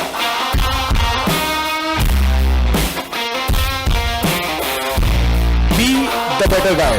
ये एक ऐसा campaign है जो हर motorist के दिल के बहुत करीब रहता है, क्योंकि इस कैंपेन में उस चीज़ की तरफ फोकस किया जाता है जहाँ पर शायद हमारी निगाहें कम रहती हैं.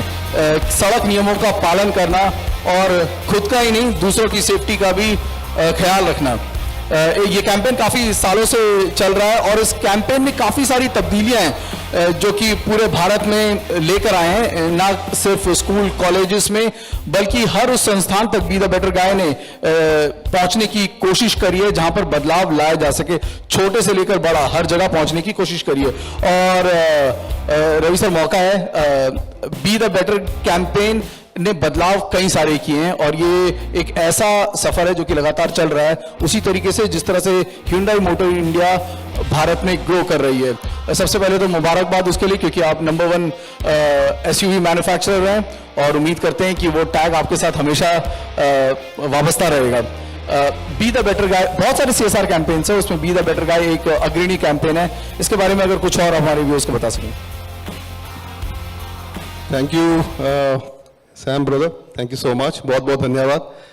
So Be the Better Guy campaign Hyundai ने around 5-6 years back हमने शुरू किया था और ये campaign बहुत अच्छा है आपका नया Bharat. First of all, thank you so much. All the jury members and the Jagran group. So मेरा तो एक ही message है. As you know, our Prime Minister Mr. Modi has already mentioned about Amrit Kal. We have entered into that, and I think Naya Bharat will play a very, very strong role in the next 25 years. And while we see so many road fatalities happening in India, we all have to be really cautious, and I think we need to have this awareness in our mind, not only in our mind, but also in our children, our families, so that we all grow together in a sustainable and stronger future. Once again, thank you so much, all of you, and let's grow together in a better place for the future. Thank you. Thank you. Congratulations. Thank you once again. Congratulations. Thank you very much. Congratulations once again for the best CSR campaign of the year, Hyundai India. और अब देवियों और सज्जनों, हम बात करते हैं Jagran production house Rocket Ship Films के बारे में, जिनकी एफर्ट्स बहुत बहुत कारगर और मददगार रही हैं हमारे एंडेवर्स को पूरा करने में। कुछ थोड़ा सा मैं बात करूंगी, ब्रीफ दूंगी रॉकेट शिप फिल्म्स के बारे में, which is a Jagran New Media step into the world of production. We craft stories that intrigue, inspire and elevate. We are a video production company specializing in crafting impactful stories with substance, connecting you with your world through captivating visuals and stories that are anything but expected. We speak your language, whether you need a video about your brand, service, and or a product, a short documentary filled with raw emotion, or full-fledged film. We are here to craft stories that speak directly to your customers. And now I would request my team to kindly play the audio-visual clip to explain what the production house does better.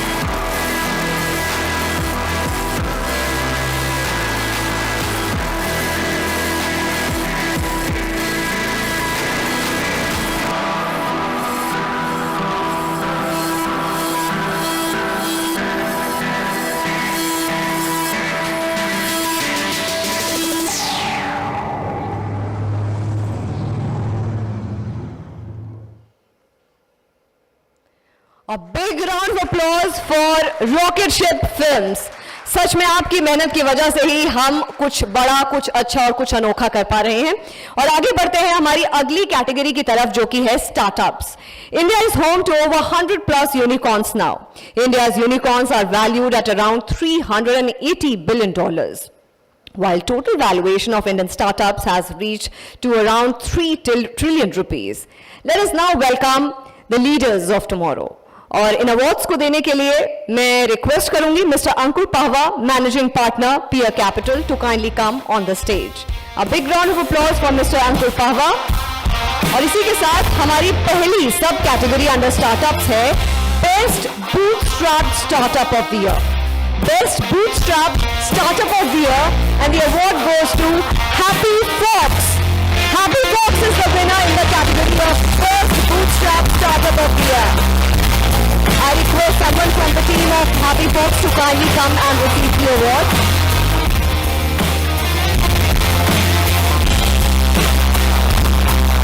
Sam, if you can come on the stage and receive the award. Shalini Jain founded Happy Fox in 2001 and it is based in Chennai. It is a firm that provides help desk and customer support software solutions. The firm has expanded by leaps and bounds over the years, becoming the finest ticketing software for modern IT departments. Its services are presently available in 35 languages. Congratulations to Happy Fox!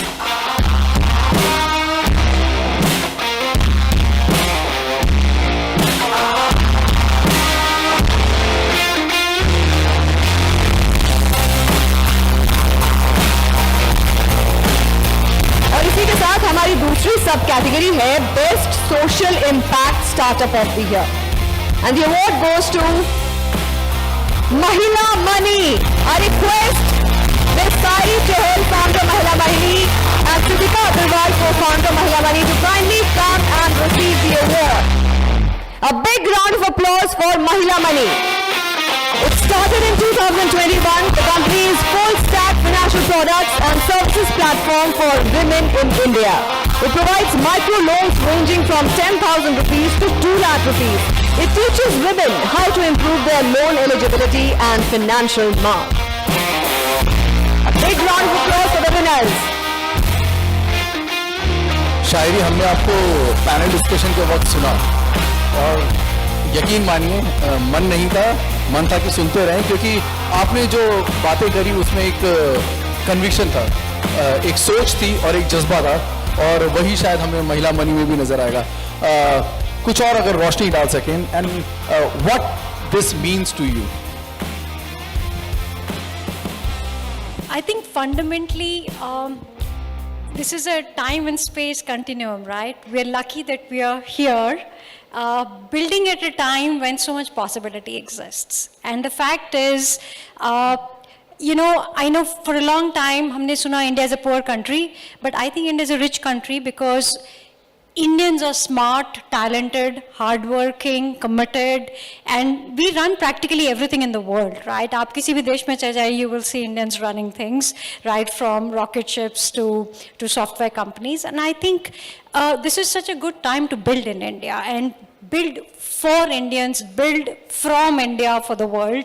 And I think Mahila Money is our way of making sure that building is equitable. So what we are really doing is working with every micro entrepreneur woman in this country to make sure if she has the ambition, then there's nothing stopping her. We're just powering her wings. Congratulations once again. Best Social Impact Startup of the Year, Mahila Money. और हमारी third subcategory under startup is best FMCG beauty and personal care startup of the year and the award goes to Mamaearth. I request Mr. Varun, our co-founder of Mamaearth, to kindly come and receive the award.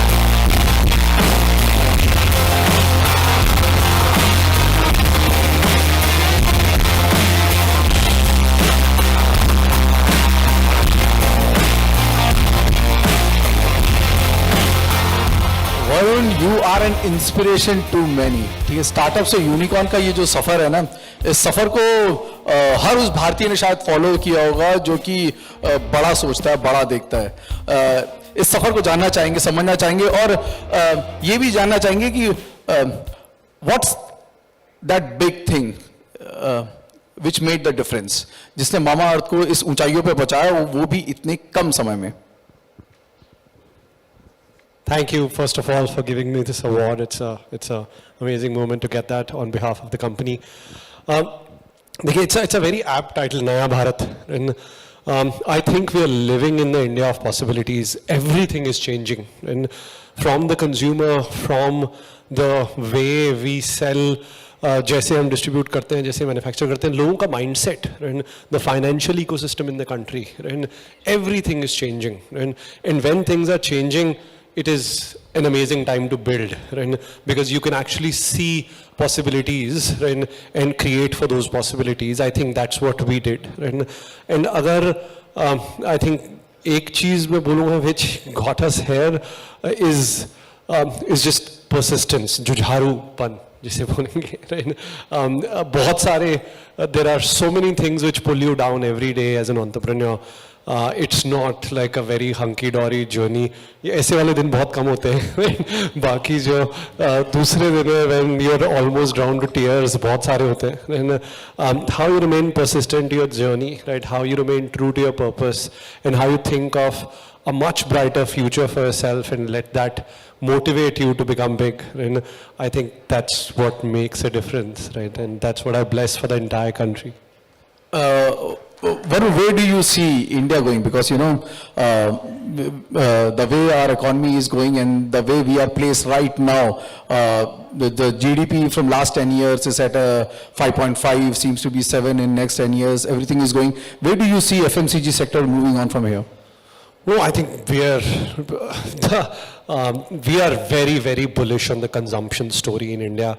If you look at just BPC as a category, like beauty and personal care, in which we are there, and हमारा per capita consumption Bangladesh से कम है, and we are talking about a country जो इतनी cares for looks so much, right? हम packaging के बारे में crazy हैं, right? शादियों पे देखो लोगों को, right? But हमारा per capita consumption is lower than Bangladesh. So there is no other direction but upwards, right, that this country is going to go, right? And the other big massive driver is going to be women joining workforce, right? There are such amazing statistics. So 2005, there were 45% of women who were in participating in secondary education. Right? By 15, the number reached 81%, and now the number has surpassed boys. Right? And that's such an amazing indicator, right, for the country. Right? Because one half of our country's workforce was not participating actively, right? And now when we see that coming, right, I think it is going to be a massive fillip for GDP, right? And we look forward to, you know, that happening big time and changing the way the landscape of the country is. यानी जो दर्शक इस वक्त हमें सुन रहे हैं, जान लीजिए एक राज की बात है जो कि इस वक्त बता दी गई है कि एक बहुत बड़ा वैक्यूम है इस इंडस्ट्री में और एक बहुत बड़ी ग्रोथ स्टोरी है जो कि यहाँ पर लिखी जा सकती है. So congratulations once again and thank you very much. बहुत बहुत शुक्रिया. Thank you. Congratulations once again. और इसी के साथ हम आ गए हैं अपनी fourth सब कैटेगरी अंडर स्टार्टअप्स जो कि है best fintech startup. And the winner is Zolve. I request Ms. Sanya Abbey, Head Global Partnership, and Mr. Sanjeev Abbey to kindly come and receive the award. A big round of applause for Zolve, which is a cross-border neobank for individuals. It offers services such as deposit accounts, prepaid cards, money transfers, bill payments, cross-border transactions, and much more. Congratulations to Zolve. Congratulations. एक ऐसा क्षेत्र है जहां पर लोग enter करने से पहले काफी सोचते हैं. इतना आसान नहीं है. We are talking about finance and that too technology. How do you convey people that they can stay away from keeping money close to their chest? So our products are for people who are moving into a new country. And as in when you move into a new country, you are cut off from the financial institutions over there. So it is important to democratize and to make those people Atmanirbhar in a financially strong way. When it comes to banks, when it comes to credit cards, insurance, loans, you should not be dependent on anyone. And that's where Zolve comes in. And to answer your question, how do we convince people to not keep money close to the chest? Well, our product convinces people. We don't convince. Thank you. Cheers. Congratulations once again. And thank you. Congratulations once again. इससे पहले कि अंकुर जाए, अंकुर ऐसे तो आपको भी नहीं जाना चाहिए क्योंकि इस इकोसिस्टम को अगर कोई बहुत बारीकी से समझता है तो वो आप हैं. जिस इकोसिस्टम की हम इस वक्त बात कर रहे हैं, इसमें कई सारी प्रॉब्लम्स भी हैं जो कि पिछले कुछ सालों में देखने को मिली है. There are a number of founder crises that we have seen. So for all those who are into this, what is the key ingredient that people can look ahead and move into this space? So I think before anything else, problems are the business opportunity, yes, right? That's what everyone effectively solves. So I think no problem is bad in that sense, firstly. I think there are too many negative connotations to problems. I think, look, I think Varun said it very well. This is really a great time to build in India. There are a lot of ecosystems, a lot of layers of infrastructure that exist to build large scalable businesses here. In the past, we used to complain about infrastructure, enablers, and many other areas, including financing. All of those have gone away. The bigger issue that exists now is what holds people back is their own thinking, right? I think we've shown, I think one of you said at the start, 100 plus unicorns that exist here. That hasn't happened by chance. It's happened by, to use Varun's words, perseverance and a lot what goes into it outside of events like this. I think this is probably the best time to build in India.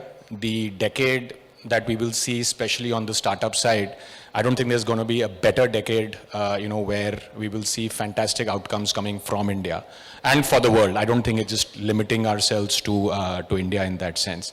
Coming back to the point on problems, look, there isn't one solution to any of this, but I personally think problems are a great way to understand issues and things around it and solve for them. From a business point of view, I continue to say problems are a good thing, and that's the opportunity that we all need to look at. As investors, we think crisis and financial times like this, the returns, the outcomes, the business building that happens is at a very different level than when it happens when things are going great. So personally, we love building in times like this because the only way from here is honestly up, and very excited about what we are seeing at this point of time. Fantastic. Congratulations and thank you very much. Thank you. Thanks a lot, Mr. Pava, for gracing the occasion. And with this, ladies and gentlemen, we'll move to the next award category, which is the Wealth Creators. Earn, save and invest is the guru mantra for creating long-term wealth. Who doesn't want to create wealth for themselves and their loved ones? Time to recognize the efforts of wealth creators who helped us grow and protect our wealth and realizing our long-term financial goals. I would request Mr. Jatin Gandhi and Ms. Gitu Moza to kindly come and present the awards in this category. A big round of applause for Mr. Jatin Gandhi and Ms. Gitu Moza. Wealth creators in retail and small investors. And the award goes to Sanjeev Basin, Director IISL. I request Mr. Sanjeev Basin to kindly come and receive the award. Mr. Sanjeev Basin has been with India Infoline since last 7 years and is presently the director of the company. The daily note on markets, market mantra written by Mr. Basin has 72% success rate over the last 5 years. A big round of applause for Mr. Sanjeev Basin.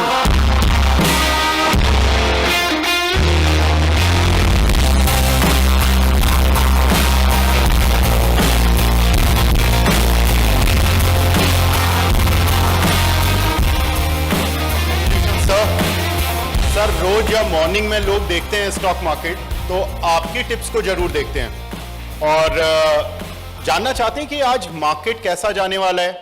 हर बार जब bear run आता है तब आपसे ही एक hope मिलती है। Sir क्या hope देना चाहेंगे? यहाँ पर बहुत सारे इन्वेस्टर्स भी बैठे हुए हैं। Thank you Vivek ji, thank you for this award and good evening to all of you. तो होप क्या देनी है? होप तो बेयर्स को देनी पड़ेगी। डाउ आज 800 पॉइंट ऊपर है। Inflation has hit a 6 month low at 7.5 और कल मंदी वालों को डरना पड़ेगा 300 पॉइंट ऊपर खुलेगी। मुझे कोई घबराहट नहीं है। आपके प्रीवियस स्पीकर्स ने भी कहा India is in the best place ever.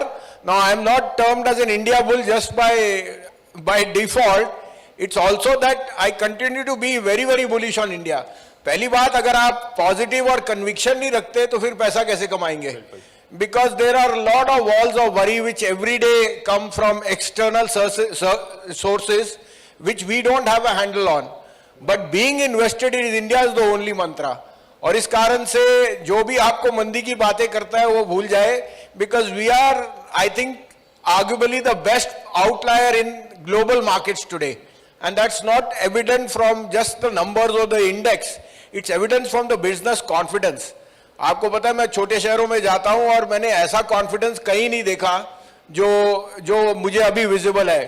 तो it's not sitting in offices or big studios in metros that you see what the real India is. The real India is in the hinterland. और वो बहुत बहुत bullish है. बिल्कुल. Thank you very much. Congratulations, Mr. Bazin. A big round of applause for Mr. Bazin, wealth creator in retail and small investors. आगे बढ़ते हुए wealth creators in technical analysis.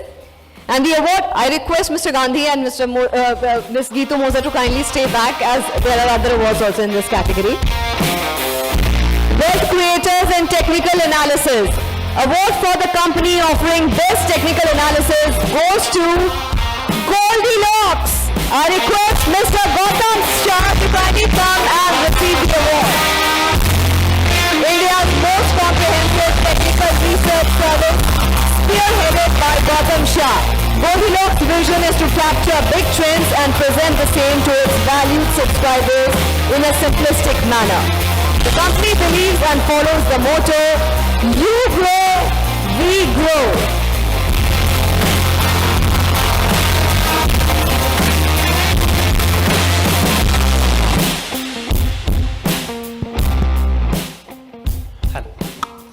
Congratulations, Gautam ji. Thank you. जब भी हम देखते हैं तो स्टॉक मार्केट में एक कंफ्यूजन सा होता है. दो स्टडीज, फंडामेंटल एंड टेक्निकल, किसको फॉलो करना है. टेक्निकल में हम गौतम जी को सभी जानते हैं, तो आज टेक्निकल ज्ञान ले लेते हैं. गौतम जी बताइए, ये टेक्निकल एनालिसिस में किन किन चीज़ों का ज़्यादा ध्यान रखना चाहिए, कहाँ पर जो ट्रेडर्स होते हैं या इन्वेस्टर्स होते हैं मिस आउट करते हैं. Well, firstly thank you to Jagran and the jury for the award. I think देखिए, आजकल की जिस तरह की दुनिया हो गई है, सब कुछ डिस्कनेक्टेड है. क्योंकि अगर आप डॉट्स को ज्वाइन करने की कोशिश करेंगे फंडामेंटल्स और स्टॉक मार्केट को, तो आपको लगेगा कि वो कभी होता नहीं है. Because the market is way ahead. Market 6 महीना 12 महीना आगे डिस्काउंट कर जाता है, और उसके कारण price action has become extremely important, जो हम टेक्नीशियंस देख पाते हैं. मैं आपको एक सिंपल एग्जांपल देता हूं. जब कोविड आया, सबको लगा कि अभी 5 साल लगेंगे इंडिया को रिकवर करने में, वर्ल्ड को रिकवर करने में. बट मार्केट को ये बिलीव था, मार्केट को ये लगा कि नहीं, we can get back in 6 to 12 months, which we as technicians were able to identify. So I think that's the beauty of technical analysis, and that's the beauty of financial markets, that it's just way ahead. बहुत आगे देखता है, और उसके कारण आपको technicals use करना पड़ता है. सर, बहुत लोगों के स्टॉप लॉसेस रोज करते हैं, उनके लिए क्या राय होगी? देखिए, उनके लिए राय तो यही है कि गोल्डीलॉक्स से जुड़िए. बिकॉज आई थिंक 15 साल जॉब में रहने के बाद मैं पिछले 3 साल से ये कर रहा हूँ. In my own little way I have tried to disturb the industry, and I personally feel कि इस मार्केट को सीरियस एडवाइस की बहुत ज़रूरत है. आई थिंक जिस तरह का अभी सोशल मीडिया का एनवायरनमेंट है, तो हम सीरियस एडवाइस में थोड़ा सा बिलीव करते हैं, क्वालिटी कंपनीज में इन्वेस्ट और ट्रेड करने की सलाह देते हैं. और मुझे आज एक चीज़ कहना था कि एक बहुत पॉपुलर बॉलीवुड मूवी है जहाँ पर एक लाइन थी, strive for excellence is successful follow. मेरा ये मानना है, strive for profitability and valuations will follow. I think that's how we as a startup believe in today's world. So that's a nice talk on the fundamentals too, no? Yes. Thank you so much, sir. Thank you so much, Mr. Shah. Congratulations once again. और अब पढ़ते हैं wealth creators in best emerging portfolio manager, best emerging PMS company, and the award goes to Complete Circle. I request Jasmine Chadha and Navneet Saluja to kindly come and receive the award. Complete Circle Wealth is a young entrant making big strides in the PMS universe. Started by 2 friends, Gurmeet Chadha and Kshitij Mahajan, this PMS focuses on long-term wealth creation by investing in niche businesses.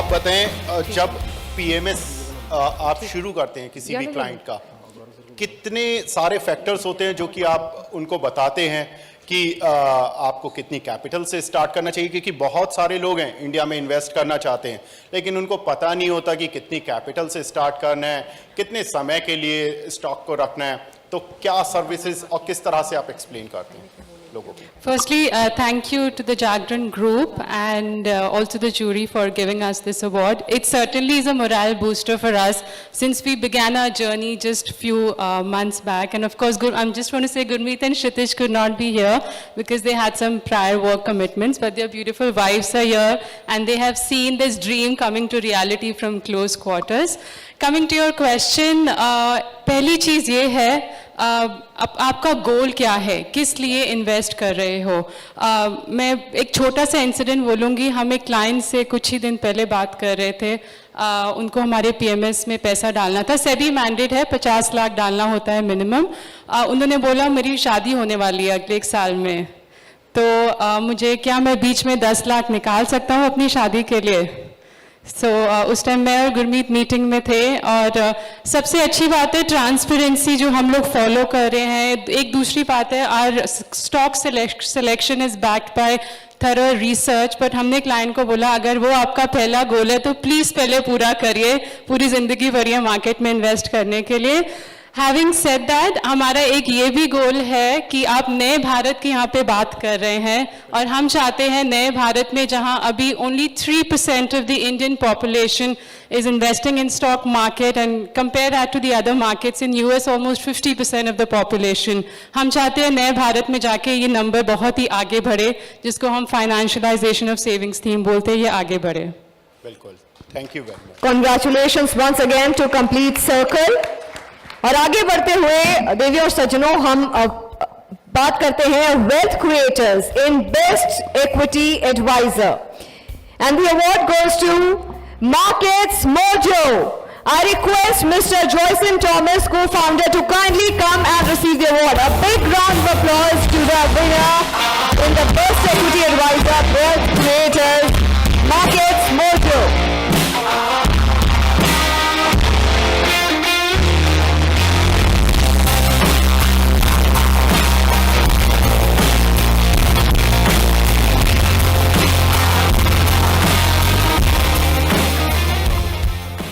Congratulations, sir. Thank you.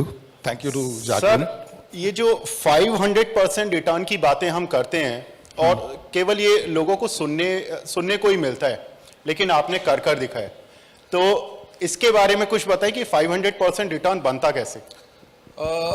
When we started Markets Mojo, market में gap था.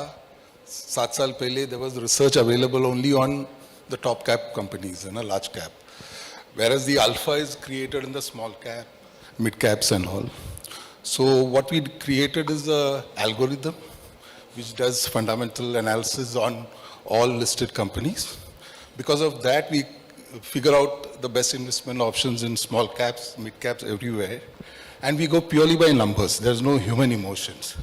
And normally people, when they invest, there is a lot of human emotion. We take the human emotions out. It's completely on algo. And last 7 years, we have a track record. We have a high success rate. And we go, I personally don't have a view. It's completely algo based. Great, great. So, algo से इतना अच्छा return बना देना और 500% return हम देख रहे हैं, तो it's incredible journey. Thank you. Thank you all. Congratulations once again to Markets Mojo, and thank you so much Ms. Geetu Moza and Mr. Jatin Gandhi. And moving on to our next set of awards. ये है special awards और हम शुरुआत करते हैं Women Business Leader of the Year से. And the lucky one is to win this award, Ms. Madhumita Agarwal, co-founder and CEO of Urban Electric. I request Mr. Jagran Moza, Senior Executive Director, Knight Frank, and Mr. Gaurav Arora to kindly come and give away the award. Women Business Leader of the Year, Ms. Madhumita Agarwal, co-founder and CEO, Urban Electric. Madhumita Agarwal is first and the only woman to build an EV company with an electric vehicle entirely designed, developed and manufactured in India. Well recognized for developing the performance of electric motorcycle and innovation across the electric two-wheeler industry. Gentlemen, I would request you to kindly stay back to give away the rest of the awards also. Mr. Gaurav, you also. A bit into the work done by Madhumita Agarwal, the Oven Electric solely raised $2 million, the largest seed around by any electric two-wheeler startup. Congratulations once again to the Women Business Leader of the Year.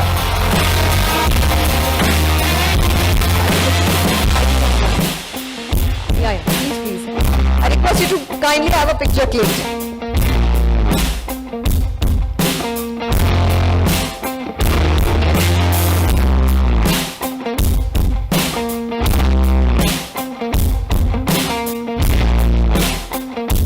Congratulations once again. और अब आगे बढ़ते हैं emerging company of the year. ये दूसरा special award है जिसमें हम emerging company of the year को अवार्ड कर रहे हैं.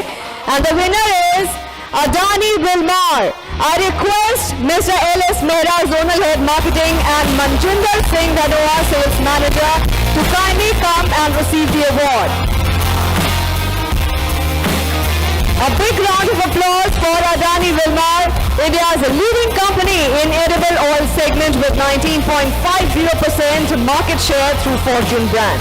It has 10% market share in rice segment and 5% in wheat segment in India. Congratulations once again. And the next special award is for Most Progressive CEO of the Year. The Most Progressive CEO of the Year goes to Mr. Sameer Satpathy, Divisional Chief Executive, Personal Care Products Business, ITC Limited. Most Progressive CEO of the Year. A big round of applause for Mr. Sameer Satpathy. There is a video message from Mr. Satpathy. I would request my team to kindly play this video message.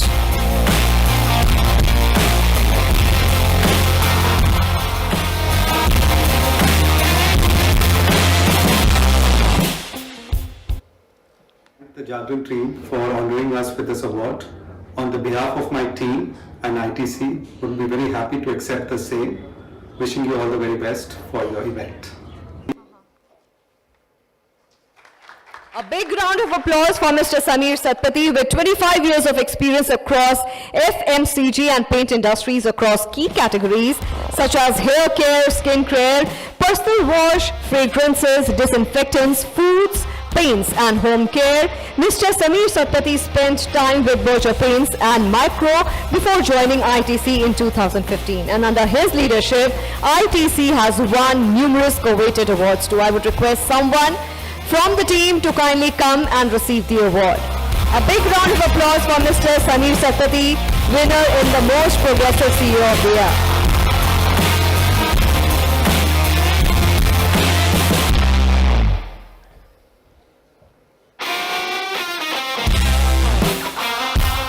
A big round of applause for the Most Progressive CEO of the Year. और देवियों और सज्जनों, इसी के साथ हम आ गए हैं हमारे लास्ट और फाइनल अवार्ड पर इस नाइट के, इस इवनिंग के, जो कि है special award for global CEO of the year. Global CEO of the year and the most coveted award goes to Mr. Madhav Seth, CEO Realme India, Vice President Realme and President Realme International Business Group. And there is also a video message from Mr. Madhav Seth. I would request my team to kindly play the audio visual play. I am honored to be receiving the Global CEO of the Year at the Naya Bharat Business Conclave and Awards, and initiated by Jagran New Media. It has been an incredible year with Realme, and I feel delighted to have been recognized in the industry. I extend my gratitude to the entire Realme team for the support. Thank you very much once again. Congratulations once again to Mr. Madhav Seth for spearheading the company's strategic development, product engineering, business development, market operations and brand building initiatives alongside others. He is fully responsible for Realme's overseas business operations as well. A big round of applause for Mr. Madhav Seth, CEO, Realme India, Vice President, Realme and President, Realme International Business Group. The Global CEO of the Year. Thank you so much, gentlemen. I request you to kindly have your seats. And ladies and gentlemen, with this we have come to the end of the second edition of Jagran.com presents Naya Bharat Business Conclave and Awards 2022. It was indeed a pleasure to host you all on the occasion. We are indeed indebted to you for making this event a success. I, on behalf of Jagran.com and Jagran New Media, extend our heartiest gratitude to the eminent guests for their august presence. Special mention to our eminent jury members for making this event possible, and everyone in the audience who attended this event. We are grateful to you and our sponsors for making this occasion so very special. I once again congratulate the winners for the awards, our associate sponsors LIC and 5 Paisa, Tata Motors Commercials, who have co-powered this event. Thanks a lot for making this event and this evening so beautiful. We really appreciate you all helping us in making this show a memorable one. We will meet next year again to celebrate outstanding and purposeful initiatives being taken to achieve the vision we have for India. Till then, I bid you all a good night, take care, but before dispersing, let us all meet over the dinner. Thank you so much.